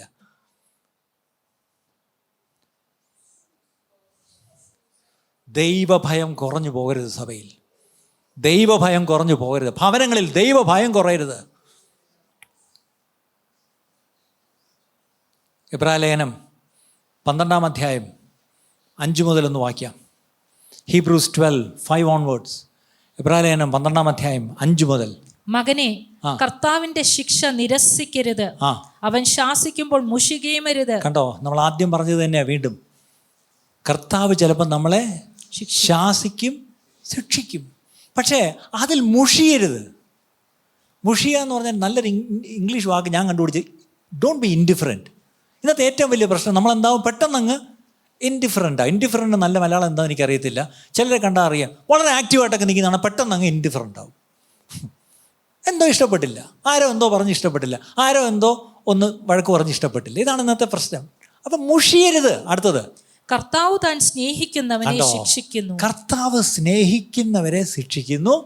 താൻ കൈക്കൊള്ളുന്ന ഏത് മകനെയും തല്ലുന്നു. കേട്ടോ, ശിക്ഷ മാത്രമല്ല തല്ലും കിട്ടും. അടുത്തത്, എന്നിങ്ങനെ മക്കളോടെന്ന പോലെ നിങ്ങളോട് സംവാദിക്കുന്ന പ്രബോധനം നിങ്ങൾ മറന്നു കളഞ്ഞുവോ? മക്കളോടെന്ന പോലെ നിങ്ങളോട് സംവാദിക്കുന്ന പ്രബോധനം. കണ്ടോ, ആ പദങ്ങൾ ശ്രദ്ധിക്കണേ. ഈ പ്രബോധനം എന്ന് പറഞ്ഞാൽ നമ്മുടെ പേരും എക്സോട്ടേഷൻ. ഇപ്പോൾ ഒരാൾ വന്ന് ഒരു എക്സോട്ടേഷൻ പറയും എന്ന് പറയുമ്പോൾ നമ്മളിങ്ങനെ പക്ഷേ ആ എക്സോട്ടേഷൻ എന്താണ്? ചിലപ്പോൾ ദൈവം നമ്മോട് സംവാദിക്കുന്ന എക്സോട്ടേഷൻ ആയിരിക്കും. അടുത്ത വാക്യം, നിങ്ങൾ ബാലശിക്ഷ സഹിച്ചാൽ ദൈവം മക്കളോടെന്ന പോലെ നിങ്ങളോട് പെരുമാറുന്നു. അപ്പൻ ശിക്ഷിക്കാത്ത മകൻ എവിടെയുള്ളൂ? അപ്പൻ ശിക്ഷിക്കാത്ത മകൻ എവിടെയെങ്കിലും ഉണ്ടോ? അങ്ങനെ ശിക്ഷിക്കാത്ത മക്കളുണ്ടെങ്കിൽ അന്ന് കൈപോക്കണം. ഞാൻ എൻ്റെ അപ്പന് വയസ്സാങ്കാലത്തുണ്ടായ ഏക മകനാണ്. അങ്ങനെ ഒത്തിരി എന്നെ ശിക്ഷിച്ചിട്ടില്ല. എൻ്റെ കുഴപ്പമൊക്കെ എനിക്ക് ഉണ്ട് താനും. പക്ഷെ അപൂർവമായിട്ടെങ്കിലും പുള്ളി ദേഷ്യപ്പെട്ട് ഞാൻ ഒരിക്കൽ എന്നെ അടിക്കാൻ ഓടിച്ചത് ഓർമ്മയാണ്. ഞാൻ ഓടിക്കളഞ്ഞു, കാലിന് നീളമുള്ളതുകൊണ്ട് ഓടിപ്പോയി. അതുകൊണ്ട് അന്ന് അടി കിട്ടിയില്ല. അത്രയ്ക്ക് ഞാൻ ഇറിറ്റേറ്റ് ചെയ്തു അദ്ദേഹത്തെ. അത്രയ്ക്ക് ഞാൻ അദ്ദേഹത്തെ കോപിപ്പിച്ചു. ഒരു ദിവസം ഒരിക്കലും കോപിക്കാത്ത അന്ന് അദ്ദേഹം ഭയങ്കരമായിട്ട് കോപിച്ച് കയ്യിലിരുന്ന് എന്തോ ഒന്ന് എടുത്തുകൊണ്ട് ചാടി എഴുന്നേറ്റ് എൻ്റെ പുറകെ വന്ന് ഞാൻ ഒറ്റ ഓട്ടം.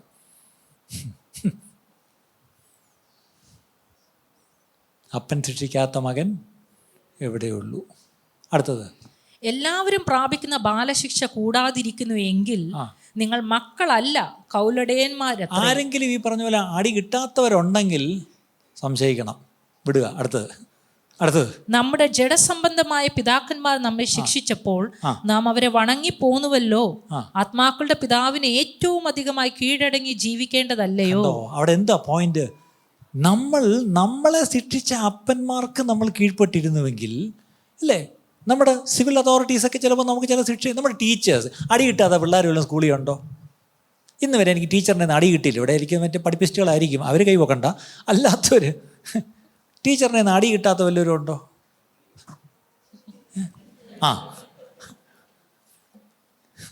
ഈ അടി കിട്ടുന്നതിലൊരു നാണക്കേട്. ഞാൻ 10ാം ക്ലാസ് ഈ സെൻറ്റ് മേരീസ് ഞാൻ മോണിറ്ററായിരുന്നു. അപ്പം ആദ്യം വന്ന് ചോദ്യം ചോദിക്കും. അപ്പോൾ ചോദ്യം പറയാത്ത പിള്ളേരൊക്കെ നിൽക്കും. അപ്പോൾ അവർക്ക് അടുത്ത എന്താണ്? ശിക്ഷ. അപ്പം മോണിറ്റർ ഗെറ്റ് ദ കെയിൻ. അവിടെ ഞാൻ പോയി ടീച്ചേഴ്സ് റൂമിൽ പോയി ചൂരിലെടുത്തുകൊണ്ട് വരും. അപ്പോൾ ആദ്യത്തെ അടി ആർക്കാണ്? ഇതെന്തൊരു കഷ്ടം ദൈവമേ, എന്തിനാണോ എന്നെ മോണിറ്ററാക്കി വെച്ചിരിക്കുന്നത്? ഞാൻ തന്നെ പോയി എടുത്തുകൊണ്ട് വന്ന് ഞാൻ തന്നെ ആദ്യത്തെ അടി, അതെ ഉദ്ഘാടനം എനിക്കായിരുന്നു എപ്പോഴും. അങ്ങനെ ഒരു ഗുണമുണ്ടായിരുന്നു. എല്ലാ അടിയും നമുക്കാണ്. പക്ഷേ നമ്മളെന്താണ് പേര്? മോണിറ്റർ. അത് ക്ലാസ് ടീച്ചർക്ക് എന്നോട് ഇഷ്ടമുള്ളതുകൊണ്ട് അയാൾ വിളിച്ച് എന്നെ മോണിറ്ററാക്കി. അതാണ് അടി മൊത്തം മോണിറ്റർക്ക്. കാര്യം പഠിക്കാൻ കൊള്ളത്തില്ലല്ലോ എന്നെ, അതല്ലേ പ്രശ്നം അല്ലേ? ശിക്ഷിച്ചപ്പോൾ നാം അവരെ വണങ്ങിപ്പോന്നുവല്ലോ. നമ്മുടെ അപ്പന്മാരെ സൃഷ്ടിച്ചപ്പോൾ നമ്മൾ വീട്ടിൽ നിന്ന് ഇറങ്ങിപ്പോയോ? ഇല്ല, നമ്മളവരെ വണങ്ങിപ്പോയി. അപ്പനെ നമ്മൾ അങ്ങനെ വണങ്ങി നമ്മൾ അവരെ അംഗീകരിച്ച് അവരെ ബഹുമാനിച്ചിരുന്നെങ്കിൽ ആത്മാക്കളുടെ പിതാവിന് ഏറ്റവും അധികമായി കീഴടങ്ങി ജീവിക്കേണ്ടതല്ലയോ? കണ്ടോ എന്ത് ക്ലിയർ ആയിട്ട് അവിടെ അപ്പോസ്തലൻ പറയുന്നത്. അപ്പനോട് നീ പിണങ്ങി വീട് വിട്ടു പോയോ? ഇല്ലല്ലോ. അങ്ങനെയെങ്കിൽ ദൈവം, പിതാവായ ദൈവം നിന്നെ ശിക്ഷിക്കുന്നെങ്കിൽ അത്രയ്ക്ക് നീ എന്ത് ചെയ്യണം? എന്നും അടി കൊള്ളണമെന്നല്ല, കീഴടങ്ങി ജീവിക്കുക. ദൈവത്തിന് കീഴടങ്ങി ജീവിക്കുക. അടുത്ത വാക്യം, അവർ ശിക്ഷിച്ചത് കുറെ കാലവും തങ്ങൾക്ക് ബോധിച്ച പ്രകാരവും അത്രേ. അവനോ നാം അവന്റെ വിശുദ്ധി പ്രാപിക്കേണ്ടതിന് നമ്മുടെ ഗുണത്തിനായി തന്നെ ശിക്ഷിക്കുന്നത്. ഇന്നത്തെ ദിവസത്തെ പ്രസംഗ വിഷയം എന്താണ്? ശിക്ഷ. നമ്മളെല്ലാം കൃപായോഗത്തിലാണ് ജീവിക്കുന്നതെന്ന് പറഞ്ഞാണ് ഇങ്ങോട്ട് കയറി വന്നത്. അപ്പോൾ ഇവൻ താണ്ട് ഇന്ന് തുടങ്ങിയത് മുഴുവൻ ന്യായപ്രമാണവും ശിക്ഷയും ആണ്. ഇത് ഞാൻ പഴയ നിയമത്തിൽ നിന്നല്ല വായിക്കുന്നത്, പുതിയ നിയമത്തിൽ നിന്നാണ്. അപ്പന്മാർ കുറേ നാൾ അടിച്ച്, നമ്മൾ വലുതായപ്പോൾ അപ്പന്മാർ വിട്ടു. കുറേ കാലത്തേക്കേ നമ്മളെ അടിച്ചുള്ളൂ, ശരിയല്ലേ? കുറേ കഴിഞ്ഞ് അടിച്ചു കഴിഞ്ഞാൽ ഈ വടി ഒടിഞ്ഞു പോകും. അതാണ് കാര്യം, നമ്മൾ വലുതായില്ലേ? പക്ഷേ നമ്മുടെ അപ്പൻ നമ്മുടെ സ്വർഗത്തിലെ അപ്പൻ അടി നിർത്തുന്നില്ല. പുള്ളി നമ്മുടെ ഗുണത്തിനായിട്ട് എന്ത് ചെയ്യും? ശിക്ഷിച്ചുകൊണ്ടേയിരിക്കും.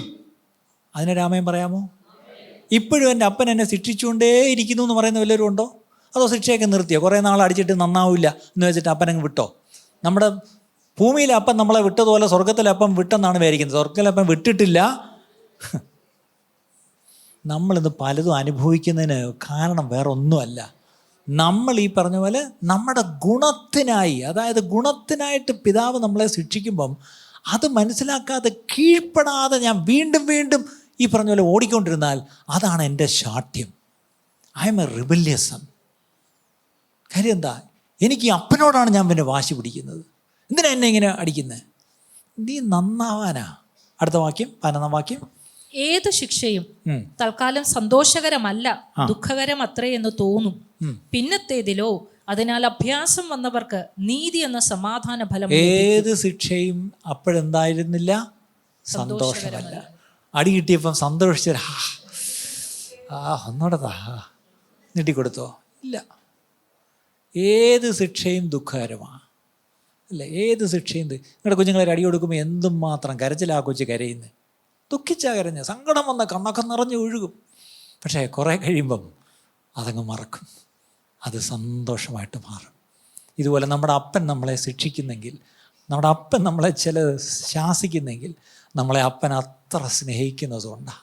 അപ്പൻ എന്നെക്കുറിച്ച് ഉദ്ദേശമില്ലായിരുന്നെങ്കിൽ അപ്പൻ എന്നെ പേര് വെട്ടി വിട്ടേനെ. എന്നെ നിങ്ങളെയും കർത്താവ് പേര് വെട്ടാത്തത് കർത്താവ് നമ്മളെ ശിക്ഷിക്കുന്നുണ്ട്. കർത്താവ് നീ എൻ്റെ പേര് വെട്ടാത്തതിനായിട്ട് സ്തോത്രം. ഇപ്പോഴും ഞാൻ ചില ശിക്ഷയിലൂടെ കടന്നു പോകുന്നെങ്കിൽ ഞാനത് എന്തുകൊണ്ട് എൻ്റെ അപ്പൻ എന്നെ ശിക്ഷിക്കുന്നു എന്ന് പറഞ്ഞുകൊണ്ട് ഞാൻ വീണ്ടും വീണ്ടും ഞാനിങ്ങനെ റിബല്യസ് ആവാൻ നോക്കിയപ്പം ഇന്ന് ദൈവവചനത്തിലൂടെ ദൈവം നമ്മോട് പറയുക, don't be rebellious, just humble, just humble. കീഴടങ്ങിയിരിക്കുക. നീ കീഴടങ്ങുന്ന വരെ നിന്നെ ഞാൻ എന്ത് ചെയ്യും? ശിക്ഷിക്കും. ലോകത്തിലെ അപ്പന്മാർ ഒരു ലെവൽ കഴിയുമ്പോൾ അങ്ങ് വിടും. ഇനി പറഞ്ഞിട്ട് കാര്യം, എങ്ങനെയും പോയിട്ട് പഠിച്ചിട്ട് വരട്ടെ എന്നൊക്കെ പറയും. എൻ്റെ സ്വർഗത്തിലെ അപ്പൻ പഠിച്ചിട്ട് വാന്ന് പറഞ്ഞ് വിടത്തില്ല. എൻ്റെ അപ്പൻ എന്ത് ചെയ്യും? എന്നെ കണ്ടിട്ടുണ്ടെങ്കിൽ അവൻ എൻ്റെ പുറകേ വരും. മാനസാന്തരപ്പെടുന്നില്ല എങ്കിൽ അവൻ തൻ്റെ വാളിന് മൂർച്ച കൂട്ടും എന്നാണ്. ഇതിൽ ഞായറാഴ്ച രാവിലെ പള്ളി കേൾക്കാൻ കൊള്ളുന്ന വചനമല്ല ഞാൻ ഈ പറയുന്നത്. പക്ഷേ ഇത് ദൈവവചനമായിട്ട് ഞാനത് പറയുന്നു. ഇന്നിങ്ങനത്തെ വചനമല്ല ആർക്കും കേൾക്കാൻ ഇഷ്ടം. ഈ വചനമല്ല കേൾക്കാൻ ഇഷ്ടം. അപ്പം ഇത്ര നേരം ഞാൻ പറഞ്ഞത് ദ ഫിയർ ഓഫ് ഗോഡ്. നമ്മുടെ എല്ലാ ശുശ്രൂഷകളിലും ദൈവഭയത്താൽ നിറഞ്ഞല്ലാതെ ഒരു ശുശ്രൂഷ ഇനി ചെയ്യരുത്. നിങ്ങളൊരു കെയർ സെല്ലാണ് പഠിപ്പിക്കുന്നത്, നിങ്ങളൊരു ക്ലസ്റ്റർ ലീഡ് ചെയ്യുന്നു, നിങ്ങൾ കുട്ടികളെ പഠിപ്പിക്കുന്നു, നിങ്ങൾ ഈ ഔട്ട്റീച്ചിൽ പോയി എന്തെങ്കിലുമൊക്കെ ചെയ്യുന്നു, അവിടെ എല്ലാം നിങ്ങൾ പോകുമ്പോൾ ഓർത്തോണം, ദൈവഭയത്തിൽ വേണം നിങ്ങൾ ശുശ്രൂഷ ചെയ്യാൻ. ദൈവഭയമില്ലാതെ ഒരു ശുശ്രൂഷ ഇനി സഭയിൽ നടക്കരുത്. അത് വ്യക്തമായിട്ടും, ഇത് ഞാനല്ല പറയുന്നത്, ദൈവത്തിൻ്റെ ആത്മാവ് വ്യക്തമായി സഭയോട് പറഞ്ഞു. ദൈവഭയമില്ലാതൊരു ശുശ്രൂഷ ഇവിടെ ചെയ്തു പോരുതെന്ന്. അതുകൊണ്ടാണ് ഞാൻ വിറച്ചുകൊണ്ടാണ് ഞാനിത് പറയുന്നത്. രണ്ടാമത്, ഇവിടെ നടക്കുന്ന ശുശ്രൂഷകൾ ചെയ്യുന്ന എല്ലാവരും രണ്ടാമത് ശ്രദ്ധിക്കേണ്ട ഒരു കാര്യം, you should have the mind of Christ. എന്താണ്? ക്രിസ്തുവിൻ്റെ മനസ്സോടെ ഇവിടെ ശുശ്രൂഷിക്കാവൂ. ദൈവഭയം ഉണ്ടെങ്കിൽ ക്രിസ്തുവിൻ്റെ ഭയവും മനസ്സും ഉണ്ടായിരിക്കും. 1 കൊരിന്ത്യർ 2:16, 1 Corinthians 2:16, 1 കൊരിന്ത്യർ 2:16. അവിടെ കർത്താവിന്റെ മനസ്സ് അറിഞ്ഞ് അവനെ ഗ്രഹിപ്പിക്കാകുന്നവൻ ആർ? നാമോ ക്രിസ്തുവിന്റെ മനസ്സുള്ളവർ ആകുന്നു. ഉണ്ടോ? കർത്താവിൻ്റെ മനസ്സറിഞ്ഞ് അവനെ ഗ്രഹിപ്പിക്കാവുന്നവൻ ആർ? നാമോ ക്രിസ്തുവിൻ്റെ മനസ്സുള്ളവർ ആകുന്നു. ഞാൻ ചോദിച്ചോട്ടെ, how many of us has the mind of Christ? അതാണ് പൗലോസ് റോമാലേഖനം 12:1-2 പറഞ്ഞത്, മനസ്സ് പുതുക്കി രൂപാന്തരപ്പെടുവീൻ. അല്ലേ? എങ്കിൽ മാത്രമേ നിങ്ങൾക്ക് കർത്താവിന് നിങ്ങളെക്കുറിച്ചുള്ള നല്ല ഇഷ്ടങ്ങളുണ്ട്. അടുത്തത് പ്രസാദമുള്ള ഇഷ്ടമുണ്ട്. 3 പൂർണ്ണതയുള്ള ഇഷ്ടമുണ്ട്. അതെന്തെന്ന് തിരിച്ചറിയണമെങ്കിൽ എന്ത് ചെയ്യണം? ആദ്യം ഈ ശരീരത്തെ അങ്ങ് യാഗമായിട്ട് അങ്ങ് സമർപ്പിക്കണം. അടുത്തത് എന്ത് ചെയ്യണം? മനസ്സ് പുതുക്കണം. അപ്പോഴാണ് രൂപാന്തരം വരുന്നത്. ആ രൂപാന്തരപ്പെട്ടും മനസ്സ് പുതുക്കി രൂപാന്തരപ്പെടുന്നതും ശരീരത്തെ യാഗമായി സമർപ്പിക്കുന്നതുമാണ് നിങ്ങൾ അർപ്പിക്കുന്ന ആത്മീയ ആരാധന എന്നാണ് അവിടെ ഉദ്ദേശിക്കുന്നത്. അത് ചില തർജ്ജമയിൽ ഇങ്ങനെയാണ്, and that is the spiritual act of worship. എന്താണ്? Spiritual act of worship. ആത്മീകമായ ആരാധന അതാണ്. ഇത് നമ്മൾ ആരാധിക്കുന്ന ആരാധന പലപ്പോഴും ആത്മീയമാണോ എന്ന് ചോദിച്ചാൽ 100% അല്ല. പലപ്പോഴും നമ്മുടെ ശരീരത്തിലും നമ്മുടെ മനസ്സിലും നമ്മുടെ ബുദ്ധിയിലും ചിലപ്പോഴെങ്കിലും നമ്മുടെ വികാരങ്ങളിലുമാണ് നമ്മുടെ ആരാധന. അത് തെറ്റല്ല.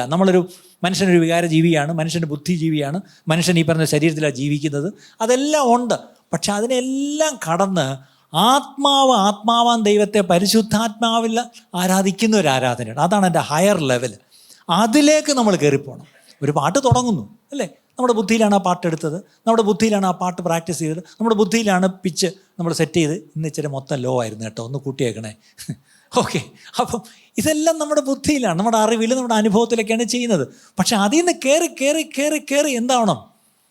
അത് എൻ്റെ ആത്മാവാൻ ദൈവത്തെ ആരാധിക്കണം. ആ ലെവലിലേക്ക് ആരാധന കയറിപ്പോണം. പക്ഷെ ഇന്നത്തെ പ്രശ്നം ബുദ്ധിയിൽ തുടങ്ങി, ഈ പറഞ്ഞ പോലെ എൻ്റെ അറിവിലും തുടങ്ങി, എൻ്റെ അനുഭവത്തിലും തുടങ്ങി, കുറേ കഴിഞ്ഞ് എൻ്റെ വികാരത്തിലും കയറിയപ്പോഴത്തേക്കും വികാരത്തിൽ കയറിയ ഉടനെ ഫുൾ ത്രോട്ടിൽ കൊടുത്ത് ആയി. വണ്ടി ഏത് ഗിയറിലായിപ്പം? 32,000 അടി മുകളിൽ ചെന്ന് കഴിഞ്ഞാൽ പിന്നെ മുകളിലോട്ടും സാറിന് പൊക്കത്തില്ല. ആയി. ഓൾട്ടിറ്റ്യൂഡ് കാണിക്കും. ഇത്രയാണ്. ഇതുപോലെ നമ്മുടെ ആരാധന നമ്മൾ ഈ വികാരത്തള്ളലിൽ നമ്മൾ തള്ളിക്കയറ്റി അങ്ങ് കൊണ്ടുപോയി ആയി. ആ ഒരു ലെവലിലെത്തിയപ്പോഴത്തേക്ക് ഇന്ന് എന്തോ ഇതായിരുന്നല്ലേ, നിർത്താനേ പറ്റിയില്ലല്ലേ ബ്രദറിന് എന്ത് തോന്നി ഇന്ന്? എനിക്കും അങ്ങനെ തന്നെ. എനിക്കൊരു ഭയങ്കര ഫീലിങ്സ് ആയിരുന്നു. ഇപ്പോഴാണ്ട് അത് പറഞ്ഞപ്പോൾ തന്നെ നാണ്ട് രോമമൊക്കെ പൊങ്ങിയേട്ടാ. ഇതെന്ത് ആരാധനയായിരുന്നു? It was an emotional act of worship. അതിൽ തെറ്റില്ല. തെറ്റാണോ എന്ന് ചോദിച്ചാൽ തെറ്റല്ല. പക്ഷെ അവിടെ നിർത്തരുത്. സ്പിരിച്വൽ ആക്ട് ഓഫ് വർഷിപ്പാണ്. അവിടെയാണ് എൻ്റെ ശരീരത്തെ ഞാൻ യാഗമായി സമർപ്പിക്കണം. അതിനു മുമ്പ് അല്ലേ? സ്പിരിച്വൽ ആക്ട് ഓഫ് വർഷിപ്പിന് ഞാൻ എന്നെ തന്നെ ക്വാളിഫൈ ചെയ്യുന്നത് when I offer my body as A sacrifice. അടുത്തത് എന്താണ്? ദൈവഹിതം എന്തെന്ന് എനിക്ക് തിരിച്ചറിയണം. അല്ലേ? എന്നെക്കുറിച്ചുള്ള ദൈവഹിതം എന്തെന്ന് തിരിച്ചറിയാൻ എത്ര പേർക്ക് താല്പര്യമുണ്ട്?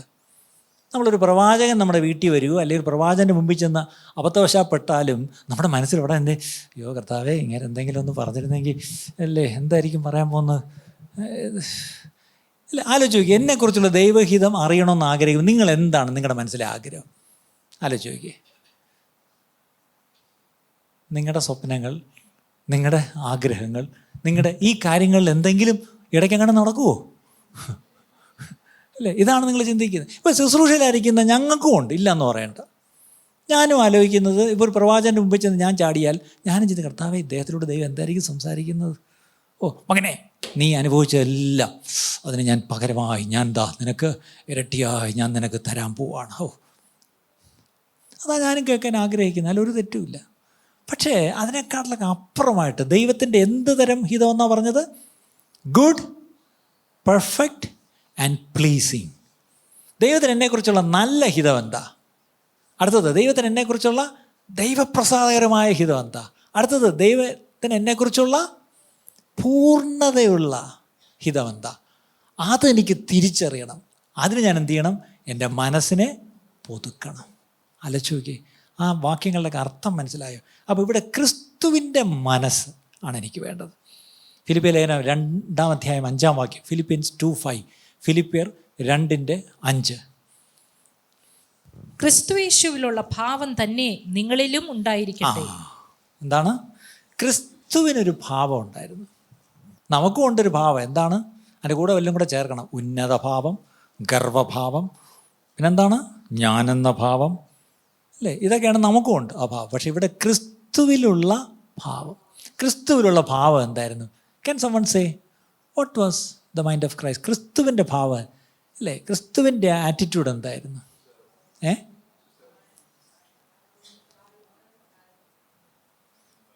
താഴ്മ, ഓക്കെ, കമ്പാഷൻ, മനസ്സലിവ്. പിന്നെ ക്രിസ്തുവിൻ്റെ ഭാവം എന്തൊക്കെയായിരുന്നു? ക്രിസ്തുവിൻ്റെ ആ ഭാവമൊക്കെ നമ്മളിൽ വരാൻ ചിലപ്പോൾ നമ്മൾ പറയുന്നത് നാടൻ ഭാഷ, ഇനി എത്ര ജന്മം ജീവിച്ചാൽ പറ്റും. ആ ക്രിസ്തുവിൻ്റെ ഭാവമുള്ളവരായി നാം മാറുമെങ്കിൽ അത് മതി. നമ്മുടെ ഭാരത യേശുവിനെ അറിയാൻ വേറൊന്നും ചെയ്യണ്ട. ക്രിസ്തുവിൻ്റെ ഭാവമുള്ളവരായി നമ്മളൊന്ന് ജീവിച്ചാൽ മാത്രം മതി.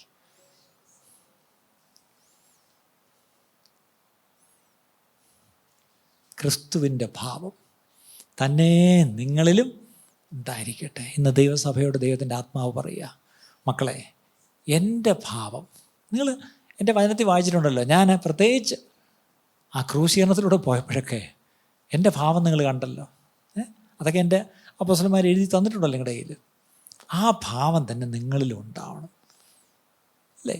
ആ ക്രിസ്തുവിൻ്റെ കഷ്ടപ്പാട് മാത്രം ഒന്ന് വായിച്ചാൽ മതി ക്രിസ്തുവിൻ്റെ ഭാവം അറിയണമെങ്കിൽ. ക്രിസ്തുവിനെക്കുറിച്ചുള്ള ചില പ്രവചനങ്ങൾ യെശയ്യാവിലുണ്ട്, അതെടുത്ത് വായിച്ചു നോക്കിയേ, അല്ലേ?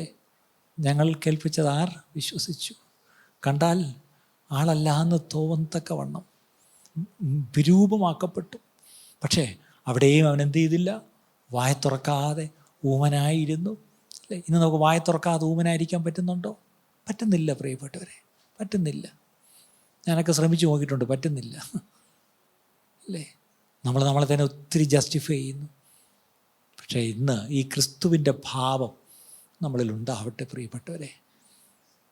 കൊലോസ്യ ലേഖനം 3:2 നോക്കിയേ. പൗലോസിൻ്റെ ഈ ലേഖനങ്ങളൊക്കെ എടുക്കുമ്പോൾ ഞാൻ ഇന്നലെ പറയായിരുന്നു, പൗലോസ് ഇപ്പോൾ കൊലോസ്യർക്ക് എഴുതിയാലും ഫിലിപ്പിയർക്ക് എഴുതിയാലും തെസലോനിക്കർക്ക് എഴുതിയാലും കൊരിന്ത്യർക്ക് എഴുതിയാലും റോമർക്ക് എഴുതിയാലും തീത്തോസിന് എഴുതിയാലും തിമോത്തിക്ക് എഴുതിയാലും ഇതെല്ലാം കൂടെ എടുത്ത് വെച്ച് ടാബ്ലേറ്റ് ചെയ്ത് ഇങ്ങനെ എടുത്ത് നോക്കിയാൽ മെസ്സേജ് ഒന്ന് തന്നെയാണ്. ശരിക്കും പറഞ്ഞാൽ പലർക്ക് എഴുതുമ്പം സെയിം തിങ് ഈസ് റൈറ്റിംഗ്. കണ്ടോ? ഇതിപ്പോൾ 3 പേർക്ക് എഴുതിയതാണ്, പക്ഷേ സംഭവം ഒന്ന് തന്നെയാണ്.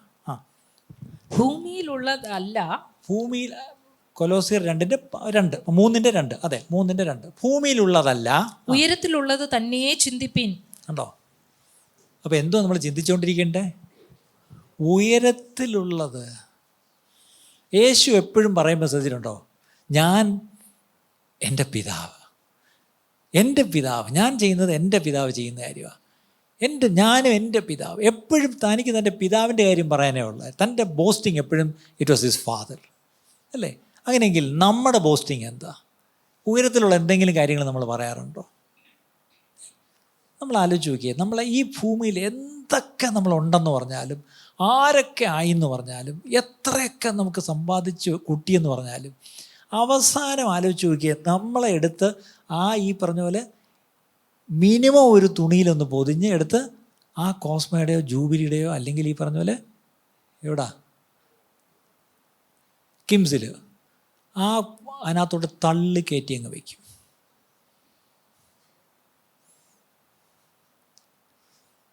ഞാൻ കഴിഞ്ഞ ബുധനാഴ്ച ആ മരണം അറിഞ്ഞ് ഓടി മെഡിക്കൽ കോളേജ് ചെന്നു.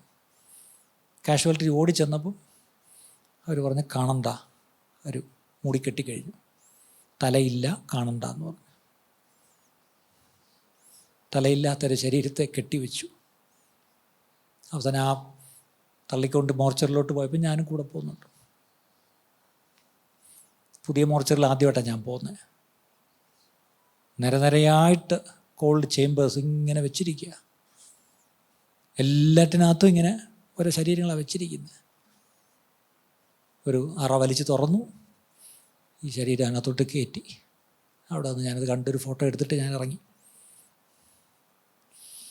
ഏത് മനുഷ്യനും എങ്ങനെയൊക്കെ ജീവിച്ചെന്ന് പറഞ്ഞാലും ഒടുവിലൊരു വെള്ള തുണിയിൽ പൊതിഞ്ഞ് ഒരു ചേമ്പറിനകത്തോട്ട് തള്ളാനേ ഉള്ളൂ പ്രിയപ്പെട്ടവരെ. അത് കഴിഞ്ഞ് നമ്മളെല്ലാം കൂടെ ചെന്ന് എന്ത് ചെയ്യും, എല്ലാം ഒന്ന് ഒരുക്കി വെച്ചിട്ട്, എല്ലാം ഒന്ന് ഫ്യൂണറലൊക്കെ അറേഞ്ച് ചെയ്തിട്ട് ചെന്നിട്ട് എന്ത് ചെയ്യും, അതെടുക്കും. എടുത്ത് കെട്ടഴിച്ച് നല്ല വസ്ത്രം ഇട്ട് ഒന്നുകൂടെ ഒന്ന് ഉടുപ്പിക്കും.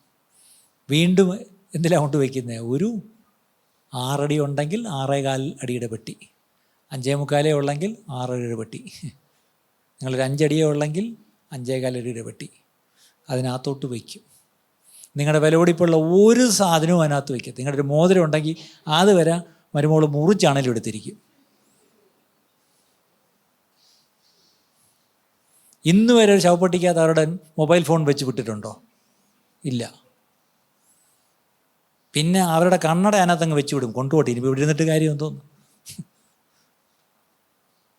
ഒന്നാമതായി പറഞ്ഞ കണ്ണാടയും എടുത്താൽ കാണാൻ കൊള്ളത്തില്ല, അതുകൊണ്ടാണ് വീഡിയോയിലൊക്കെ ലൈവ് സ്ട്രീമിലൊക്കെ നേരെ ഇരിക്കട്ടെ എന്ന് പറഞ്ഞുകൊണ്ട് എന്ത് ചെയ്യും, കണ്ണട അങ്ങ് വയ്ക്കും അല്ലേ. അയ്യോ അമ്മച്ചിയുടെ വെപ്പ് പല്ലിങ്ങ് തരണേ, ഊരി എടുക്കട്ടെ, ആരും എടുത്തിട്ടുണ്ടോ? ഇല്ല, അതൊക്കെ അങ്ങ് വിടും. പക്ഷെ വിലപിടിപ്പുള്ള ഒരു സാധനവും ആ പെട്ടിയിൽ, ആ കുഴിയിൽ വിടത്തില്ല. ഇത്രയല്ലേ ഉള്ളൂ പ്രിയപ്പെട്ടവരെ, ഇത്രയല്ലേ ഉള്ളൂ. ഞാനെന്തിനാ പറഞ്ഞേ, ഉയരത്തിലത് ചിന്തിക്കാതെ ഇവിടെ ചിന്തിച്ചിരുന്നാൽ അവസാനം ഇത്രയേ ഉള്ളെന്നേ. ഇതൊന്ന് മനസ്സിലാക്കുക, ഇത്രയേ ഉള്ളൂ. 6 അടിയിൽ ഒതുങ്ങേണ്ടവരാ അല്ലേ, ഒരു സെല്ലാറിലോ ഒരു കുഴിയിലോ പോയി ഒതുങ്ങേണ്ടവരാ നമ്മൾ. അതുകൊണ്ട് ദൈവഹിതം എന്നെക്കുറിച്ചുള്ളത് അത് നല്ലതാണ്, അത് ദൈവപ്രസാദമുള്ളതാണ്, അത് പൂർണ്ണതയുള്ളതാണ്. അതെനിക്ക് അന്നന്ന് എനിക്ക് എന്ത് ചെയ്യണം, തിരിച്ചറിഞ്ഞ് എനിക്ക് എന്നെ തന്നെ ഒന്ന് രൂപാന്തരപ്പെട്ട് എനിക്ക് ജീവിക്കണം. അതിനായിട്ട് ഞാൻ എൻ്റെ ശരീരത്തെ മുഴുവൻ, എൻ്റെ കണ്ണിനെ ഞാൻ സമർപ്പിക്കുന്നു, എൻ്റെ കാതിനെ ഞാൻ എൻ്റെ വായ ഞാൻ സമർപ്പിക്കുന്നു, എൻ്റെ ബുദ്ധിയെ ഞാൻ സമർപ്പിക്കുന്നു, എൻ്റെ ഹൃദയത്തെ, എൻ്റെ കൈ, കാല്, എൻ്റെ അവയവങ്ങളെ എല്ലാം, എൻ്റെ ആഗ്രഹങ്ങളെ, എൻ്റെ സ്വപ്നങ്ങളെ എല്ലാം ഞാൻ സമർപ്പിക്കുന്നു എന്ന് പറഞ്ഞ് സമർപ്പിച്ച് ജീവിക്കുന്നതാണ് ആത്മീയ ആരാധന എന്ന് പറയുന്നത്. That is the spiritual act of worship. ഇതില്ലാതെ നമ്മൾ എന്തൊക്കെയാണ് കാണിക്കുന്നത് പ്രിയപ്പെട്ടവരെ? 2 പാട്ട് പാടി ആരാധനയാവും? ഇല്ല. കുറേ ഒച്ച വെച്ച് നമ്മൾ ദൈവത്തെ സ്തുതിച്ച് ആരാധനയാവും? ഇല്ല. എൻ്റെ ശരീരത്തെ യാഗമായി സമർപ്പിച്ച് ദൈവഹിതം എന്തെന്ന് തിരിച്ചറിയത്തക്കവണ്ണം മനസ്സ് പുതുക്കി മുന്നോട്ട് ജീവിച്ചാൽ അതാണ് ദൈവത്തിന് പ്രസാദമുള്ള ആരാധന. അപ്പം ദൈവത്തിൻ്റെ മനസ്സ്, അല്ലെങ്കിൽ ക്രിസ്തുവിൻ്റെ മനസ്സില്ലാതൊരു ശുശ്രൂഷ ഇവിടെ പാടില്ല. ഞാനത് വ്യക്തമായിട്ട് ഞാൻ ഈ ദിവസങ്ങളിൽ പല മിനിസ്ട്രി ലീഡേഴ്സിനോട് സംസാരിച്ചുകൊണ്ടിരിക്കുക. ഓരോ ദിവസവും ഓരോ ലീഡേഴ്സിനോട് സംസാരിക്കുന്നുണ്ട്. അപ്പോൾ അവരോട് എല്ലാം പറയുന്നത്, കുട്ടികളെ ശുശ്രൂഷിക്കുന്നവരോട് പറഞ്ഞിട്ടുണ്ട്, നിങ്ങൾ ഈ ഓരോ കുട്ടികളെയും ക്രിസ്തുവിൻ്റെ മനസ്സോടുകൂടിയേ ശുശ്രൂഷിക്കാവൂ.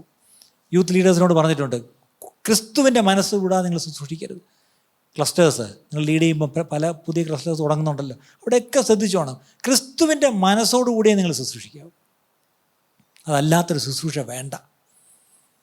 3ാമത് 2 കാര്യം പറഞ്ഞു, fear of the Lord, mind of Christ. 3ാമതൊരു കാര്യം കൂടെ ദൈവത്തിൻ്റെ, ഇതെല്ലാം വ്യക്തമായി ഈ സഭയോട് പറഞ്ഞതാണേ. ഇതിൽ ഓൺലൈനിൽ കേൾക്കുന്നവർക്ക് നിങ്ങൾക്ക് ഏറ്റെടുക്കാം, പക്ഷേ ഈ സഭയോട് പറഞ്ഞത് എനിക്ക് പറയാൻ പറ്റൂ.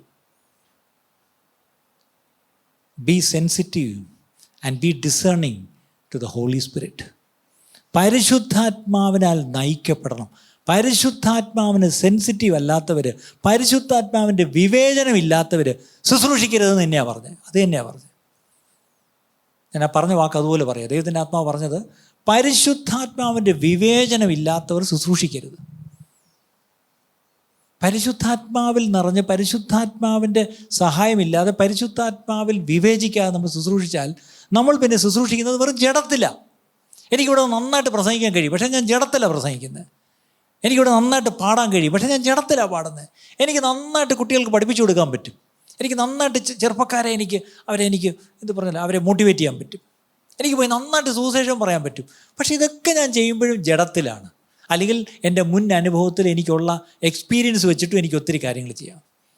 പക്ഷേ പരിശുദ്ധാത്മാവിൻ്റെ വിവേചനം എനിക്കുണ്ടെങ്കിൽ ഞാൻ പറയുന്ന പ്രസംഗത്തിന് വ്യത്യാസം വരും, ഞാൻ പാടുന്ന പാട്ടിന് വ്യത്യാസം വരും, ഞാൻ പറയുന്ന സുവിശേഷത്തിന് വ്യത്യാസം വരും. കാര്യം എന്താ? പരിശുദ്ധാത്മാവ് വരുമ്പോൾ ശക്തി ലഭിച്ചിട്ട് ആണ് നിങ്ങൾ ചെയ്യുന്നത്, അല്ലേ? അപ്പോൾ പരിശുദ്ധാത്മാവിൻ്റെ ശക്തിയിൽ നമ്മൾ പ്രസംഗിക്കുമ്പോൾ, പരിശുദ്ധാത്മാവിൻ്റെ ശക്തിയിൽ നമ്മൾ പാട്ടുപാടി ആരാധിക്കുമ്പോൾ, പരിശുദ്ധാത്മാവിൻ്റെ ശക്തിയിൽ ഒരാൾ സുവിശേഷം പറയുമ്പോൾ അതൊരു വ്യത്യാസമായിരിക്കും. 3 കാര്യങ്ങളാണ് ദൈവത്തിൻ്റെ ആത്മാവ് സഭയോട് പറഞ്ഞത്. ഒന്നുകൂടെ ഞാൻ ഓർപ്പിച്ചിട്ട് ഞാൻ ഇരിക്കാം. എന്തൊക്കെയായിരുന്നു? Fear of God. ദൈവഭയമില്ലാതെ ഇനി ശുശ്രൂഷകൾ പാടില്ല. പീരീഡ്. വേറെ ഒന്നും പറയണ്ട. ദൈവഭയം ഉണ്ടോ? ദൈവഭയം ഉണ്ടായിരുന്നെങ്കിൽ അങ്ങനെ സംസാരിക്കുമോ? ദൈവഭയം ഉണ്ടെങ്കിൽ അങ്ങനെ ചെയ്യുമായിരുന്നു? ദൈവഭയം ഉണ്ടായിരുന്നെങ്കിൽ അങ്ങനെ പെരുമാറുമായിരുന്നോ നമ്മൾ? 2, have the mind of Christ.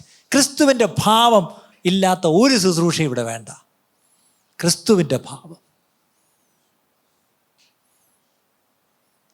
ഇന്നത്തെ ഈ നമ്മുടെയൊക്കെ സഭകളെ പറ്റി ആൾക്കാർ പറയുന്നൊരു പറച്ചിലാണ് ന്യൂ ജനറേഷൻ ചർച്ച്. ചിലപ്പോഴും ചില വിശ്വാസങ്ങളെ കാണുമ്പോൾ ന്യൂ ജനറേഷൻ ആണെന്ന് എനിക്കും തോന്നിയിട്ടുണ്ട്. കാര്യം അവർ വന്നിട്ട് ഒത്തിരി വർഷം ആയിട്ടില്ല, അല്ലെങ്കിൽ ഒത്തിരി മാസം ആയിട്ടില്ല. പക്ഷേ ഒരു ഓൾഡ് ജനറേഷൻ കൂടെ കണ്ട ഒരുത്തനാണ് ഞാൻ. പക്ഷേ ഓൾഡ് ജനറേഷനെ കണ്ട എനിക്കറിയാം, പഴയ ഭക്തന്മാരായ മനുഷ്യർക്ക്, പഴയ ദൈവദാസന്മാർക്ക്, പഴയ ദൈവദാസിമാർക്ക് അവർക്ക് ഈ പറഞ്ഞ ലോകപ്രകാരം ഒരു ഒന്നുമില്ലായിരുന്നു. അവർക്ക് പേരില്ല, പ്രശസ്തിയില്ല, അവർക്ക് ഈ പറഞ്ഞ പണമില്ല, വീടില്ല, വാഹനമില്ല, ഒന്നുമില്ല. പക്ഷെ അവർക്ക് ഒന്നുണ്ടായിരുന്നു. എന്താണെന്നറിയാമോ? അവർക്ക് ദൈവഭയം ഉണ്ടായിരുന്നു. അവർ ദൈവഭയം ഉള്ളതുകൊണ്ട് ചില കാര്യങ്ങൾ ചെയ്യത്തില്ല. ചില കാര്യങ്ങളിലൊരു വേർപാടെന്ന് പറഞ്ഞാൽ അത് വേർപാട് തന്നെയാണ്. അത് ഒരിക്കലും ആ വേർപാട് ലംഘിച്ച് പോത്തില്ല. കാര്യം എന്താ? അത് ദൈവത്തിന് നിക്ഷിപ്തമാണ്. അല്ലെങ്കിൽ ദൈവമക്കൾക്കത് അനുവദിച്ചിട്ടില്ല എന്ന് പറഞ്ഞ് എന്ത് ചെയ്യും? അവരതിലേക്ക് ഒരിക്കലും അവർ മനസ്സ് വയ്ക്കത്തില്ല. കാര്യം അവരെപ്പോഴും ഒരു വേർപാട് പാലിച്ചേ നിൽക്കൂ. ഇന്ന് നമ്മുടെ പ്രശ്നം, നമ്മളൊരു കാലം കഴിഞ്ഞപ്പോഴത്തേക്കും വേർപാട് വിട്ട് ആ വേർപാടിനെ നടിച്ചുവരി ഇടിച്ചു കളഞ്ഞല്ലോ എന്ന് പറഞ്ഞ് നമ്മൾ അതിൻ്റെ ഇടയ്ക്ക് കയ്യാലേക്ക് വന്ന് ഒരു കാലിപ്പുറത്തും വെച്ച് ഒരു കാലിപ്പുറത്തും വെച്ച് നിന്നുകൊണ്ട് ഞായറാഴ്ച പതുക്കെ ഇപ്പുറത്ത് വയ്ക്കും, പിന്നെ തിങ്കളാഴ്ച ഇപ്പുറത്ത് വയ്ക്കും. ഇങ്ങനെ ചാടിക്കളിച്ചുകൊണ്ടാണ് നമ്മൾ നിൽക്കുന്നത്. പക്ഷേ ഇപ്പോൾ ന്യൂ ജനറേഷൻ വന്നപ്പോൾ എന്തു പറ്റി? അവർ വേർപാടിൻ്റെ ചുവരില്ല, ഇപ്പുറത്ത് മാറി. അവരെപ്പോഴും ഇപ്പുറത്ത് തന്നെ, ഞായറാഴ്ചയും അപ്പുറത്ത് തന്നെ. കാരണം ശുശ്രൂഷയും ഞായറാഴ്ച അവിടെ നിന്നുകൊണ്ട് തന്നെ. കാരണം ഇവിടെ നിന്നുകൊണ്ട് ശുശ്രൂഷിക്കാൻ അറിയാം, അല്ലേ? ഇപ്പം ലൈവ് സ്ട്രീം വിടാൻ ഇവിടെ നിന്ന് തന്നെ വിടണമെന്നുണ്ട്. ഇല്ലല്ലോ, 2 ആഴ്ച മുമ്പ് നമ്മൾ ഹോളിൽ നിന്നും വിട്ടില്ലേ? അത് തന്നെ. ഇതുപോലെ നമ്മൾ ലോകത്തിൽ ഇറങ്ങി നിന്നിട്ട് അവിടെ നിന്നുകൊണ്ട് നമുക്ക് ശുശ്രൂഷിക്കാൻ അറിയാം.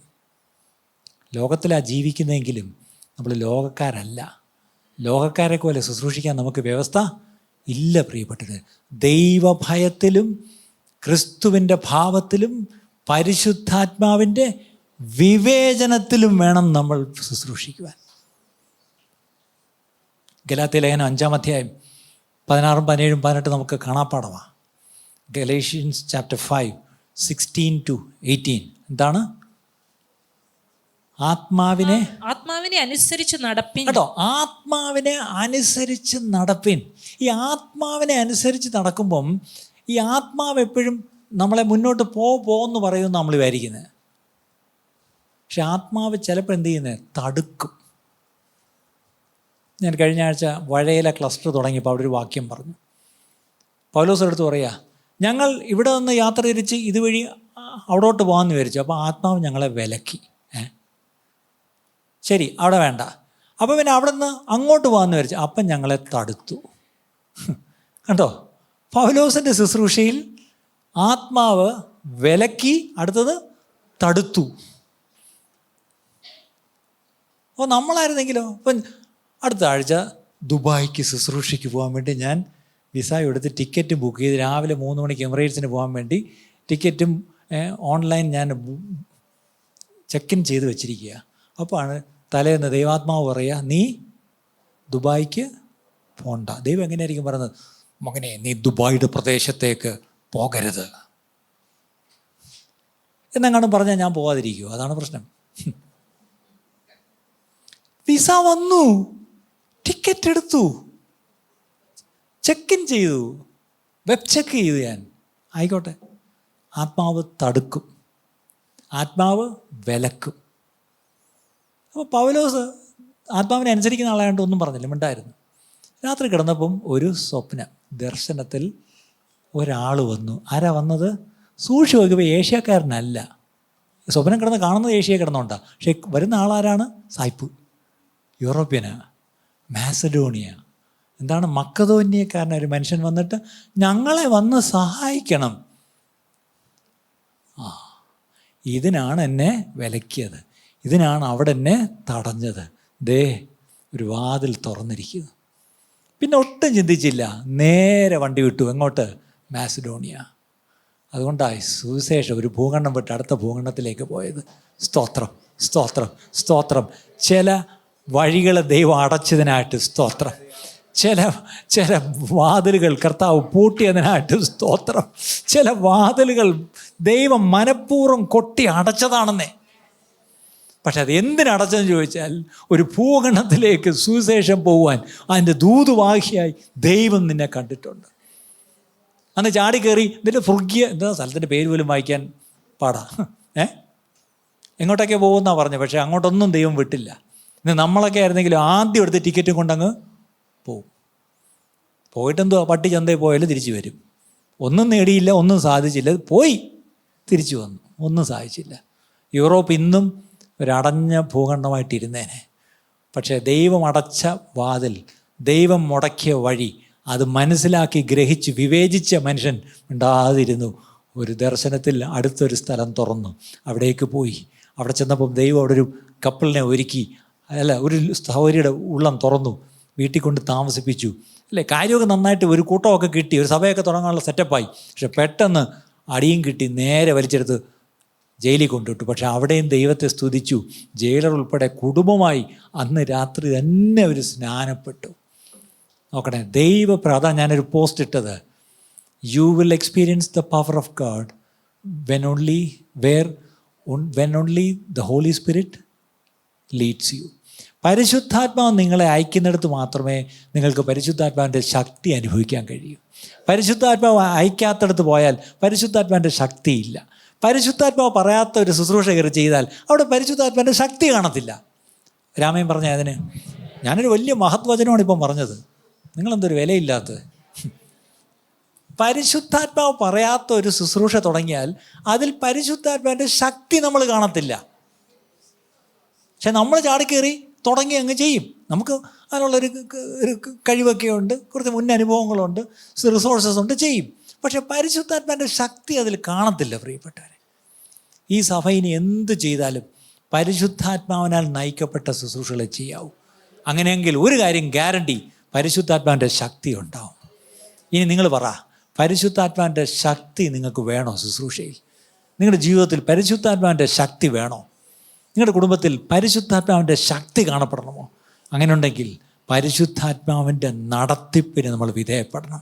പരിശുദ്ധാത്മാവിൻ്റെ വിവേചനം നമ്മൾ പ്രാപിക്കണം. എങ്കിൽ മാത്രമേ നമ്മുടെ ശുശ്രൂഷകൾ അത് ഫലവത്താകുകയുള്ളൂ. പ്രിയപ്പെട്ട എൻ്റെ വാക്കുകൾ ഞാനിവിടെ നിർത്താൻ പോവാം.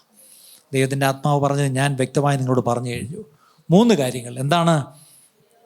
Have the fear of God, have the mind of Christ, have the discerning of the Holy spirit.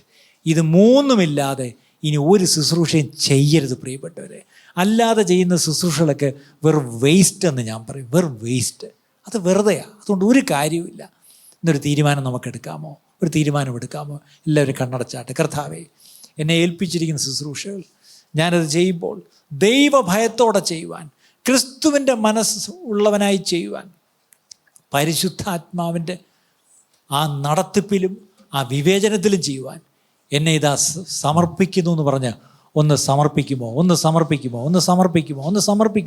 എല്ലാവരും സമർപ്പിച്ചാട്ടെ. കർത്താവേ, എന്നെ നീ ഏൽപ്പിച്ച വേല, എന്നെ നീ ഏൽപ്പിച്ച ശുശ്രൂഷ, കർത്താവേ, ഇത് നിറപടിയായി ചെയ്യുവാൻ ഞാനിതാ സമർപ്പിക്കുന്നപ്പാ, എന്നെ തന്നെ ഇതാ ഞാൻ സമർപ്പിക്കുന്നു എന്ന് പറഞ്ഞ് എല്ലാവരും സമർപ്പിച്ചാട്ടെ. The Lord is doing something great this day. The Lord is doing something very, very different something this day. ഇന്നത്തെ ഈ ദിവസം ഒരുപക്ഷെ നിങ്ങൾക്ക് പുറമെ പ്രത്യേകിച്ചൊന്നും സംഭവിച്ചായിട്ട് കാണത്തില്ല. പക്ഷേ എന്തൊക്കെയോ ദൈവത്തിൻ്റെ നമ്മുടെ ആത്മാവിൽ എന്തൊക്കെയോ താൻ ചെയ്യുന്നു. എന്തൊക്കെയോ ചില കാര്യങ്ങൾ നമ്മുടെ ആത്മാവിൽ ഒരു ശുദ്ധീകരണം അവൻ വരുത്തുന്നു. നമ്മുടെ ആത്മാവിൽ ചില കോഴ്സ് കറക്ഷൻസ് അവൻ ചെയ്യുന്നു. നമ്മുടെ ആത്മാവിൽ ചില കാര്യങ്ങൾ ശരിക്കൊരു റെവലേഷൻ പോലെ ദൈവം തരുന്നു. നാളുകളായുള്ള ചില ശിക്ഷകൾ നിങ്ങൾ അനുഭവിച്ച്, നാളുകളായിട്ടുള്ള ചില ശാസനകൾ നിങ്ങൾ എടുത്ത് മുഷിഞ്ഞിരിക്കുന്നുവെങ്കിൽ ഇന്ന് നിങ്ങളോട് ദൈവത്തിൻ്റെ ആത്മാവ് പറയുന്നു, ഇനി മുഷിയാതെ മുഷിയണ്ട, മുഷിഞ്ഞത് മതി. മടങ്ങി വന്ന് നീ എൻ്റെ വേല ചെയ്. പക്ഷെ നീ എൻ്റെ വേല ചെയ്യുമ്പോൾ ആദ്യം നീ എന്നെ ഭയപ്പെടണം. 2, നീ എന്നെ സ്നേഹിക്കണം. 3, നീ എന്നെ സേവിക്കണം. പക്ഷെ ആദ്യം അവിടെ പ്രയോറിറ്റി ദൈവഭയം തന്നെയാണ്. ദൈവഭയം ഇല്ലാത്ത ഒരു ശുശ്രൂഷയിലും നമ്മൾ ആരും ഇടപെടേണ്ട പ്രിയപ്പെട്ടവരെ. നമ്മൾ എന്ത് ചെയ്താലും ദൈവഭയത്തിൽ ചെയ്യുവാൻ. കർത്താവെ, ദൈവഭയത്തിന് ഞാൻ എന്നെ തന്നെ വിധേയപ്പെടുത്തുന്നു, കീഴ്പ്പെടുത്തുന്നു എന്ന് പറയുന്ന ഇവിടെ എത്ര പേരുണ്ട്? എന്നെ ഞങ്ങളെ കേൾക്കുന്ന, ഓൺലൈനിൽ കേൾക്കുന്നവരായാലും ശരി, നിങ്ങൾ എവിടെ ഇരിക്കുന്നുവോ അവിടെ ആയിക്കോട്ടെ. പക്ഷേ ദൈവഭയം എൻ്റെ ജീവിതത്തിൽ കുറഞ്ഞു പോയിട്ടുണ്ടപ്പാ. ഞാൻ സമ്മതിക്കുന്നു, എൻ്റെ ജീവിതത്തിൽ ദൈവഭയമില്ല, ഞങ്ങളുടെ കുടുംബജീവിതത്തിൽ ദൈവഭയമില്ല, ഞങ്ങളുടെ സഭയിൽ ദൈവഭയം കുറഞ്ഞു പോയിരിക്കുന്നു, ഞങ്ങൾക്ക് ദൈവഭയം മടക്കി തരണമേ എന്നൊന്ന് പ്രാർത്ഥിക്കുന്ന എത്ര പേരുണ്ട്? How many are praying, Lord, the fear of God is lacking in my life, in my family, in my church, Lord, I choose to walk in the fear of God. കർത്താവേ, ആ ഹോളി റെവറൻസ് എനിക്ക് തരണമേ കർത്താവേ. ദഹിപ്പിക്കുന്ന അഗ്നിയാണ് എൻ്റെ ദൈവം. കുഞ്ഞുങ്ങളെ അല്ല, തീയോട് കളിക്കരുതെന്ന് നമ്മൾ പറയും. നമ്മളൊരു ചെറിയ ഗ്യാസ് സ്റ്റവ് കത്തിച്ച് വയ്ക്കുമ്പം അതിനടുത്ത് പിള്ളേരെ വരുത്തത്തില്ല. അതൊരു മെഴുതിരി കത്തിച്ച് വെച്ചാൽ കുട്ടികളെ അതിൽ നിന്ന് മാറ്റി നിർത്തും. അങ്ങനെയാണെങ്കിൽ നമ്മളെ ദഹിപ്പിക്കുന്ന അഗ്നിയുടെ മുമ്പിലാണ് നമ്മൾ വന്നിരിക്കുന്നത്. ദഹിപ്പിക്കുന്ന അഗ്നിയുടെ മുമ്പിൽ നമ്മൾ വന്നിരുന്നിട്ട് ഇനി നമ്മൾ കുഞ്ഞു കളിക്കരുത് പ്രിയപ്പെട്ടവരെ. മതി, നമുക്ക് ഗൗരവത്തോടെ നമ്മുടെ ക്രിസ്തീയ ജീവിതം നമുക്ക് കഴിക്കാം. ഗൗരവത്തോടെ നമ്മുടെ ക്രിസ്തീയ ശുശ്രൂഷ നമുക്ക് കഴിക്കാം. അതിനായി നമ്മളെ തന്നെ സമർപ്പിച്ചുകൊണ്ട് നമുക്ക് പ്രാർത്ഥിക്കാം. ഒന്ന് സമർപ്പിച്ചാട്ടെ എല്ലാവരും. ഇന്ന് കേട്ട വചനത്തിന് മുമ്പാകെ, കർത്താവെ, ഇന്ന് കേട്ട വചനത്തിന് മുമ്പാകെ എന്നെ സമർപ്പിക്കുന്നു എന്ന് പറയുന്നവർ ദൈവത്തിൽ എഴുന്നേറ്റ് നമുക്ക് ഒരുമിച്ച് പ്രാർത്ഥിക്കാം. എവിടെയാണെങ്കിലും, നിങ്ങൾ ദൂരെ ഓൺലൈനിൽ കേൾക്കുന്നവരാണെങ്കിലും, ദൈവത്തിൻ്റെ ആത്മാവ് നിങ്ങൾ സംസാരിച്ചു എന്നുള്ള ബോധ്യമുണ്ടെങ്കിൽ നിങ്ങൾ ഇരിക്കുന്നിടത്ത് ഒന്ന് എഴുന്നേറ്റ് നിന്ന് നമുക്ക് ഒരുമിച്ച് പ്രാർത്ഥിക്കാം. നമ്മളെ തന്നെ ഒന്ന് സമർപ്പിക്കാം. Hallelujah, hallelujah, hallelujah, hallelujah. ഒന്ന് സമർപ്പിച്ചാട്ടെ, എല്ലാവരും ഒന്ന് സമർപ്പിച്ചാട്ടെ. കർത്താവേ, ഞങ്ങളെ തന്നെ സമർപ്പിക്കുന്ന കർത്താവേ.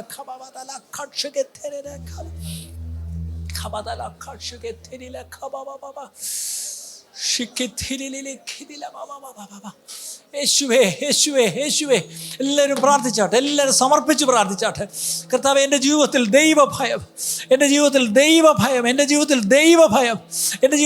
ദൈവഭയം മടങ്ങി വരട്ടെ. എൻ്റെ ജീവിതത്തിൽ കർത്താവേ, ഞാൻ ദൈവഭയമില്ലാതെ, ഞാൻ ലാഘവത്തോടുകൂടെ, ഞാൻ കർത്താവെ നിസ്സാരമായി കണ്ടുകൊണ്ട്, ഞാൻ കർത്താവ് വളരെ കാഷ്വലായിട്ട് ക്രിസ്തീയ ജീവിതം നയിച്ചു. ഞാൻ കാഷ്വലായിട്ട് മിനിസ്ട്രിയിലായിരുന്നു. ഇന്ന് ഞാൻ മടങ്ങി വന്ന് ദൈവഭയത്തിൽ കർത്താവെ ഇനി ശുശ്രൂഷിക്കും എന്നൊരു തീരുമാനം ഞാൻ എടുക്കുന്നു.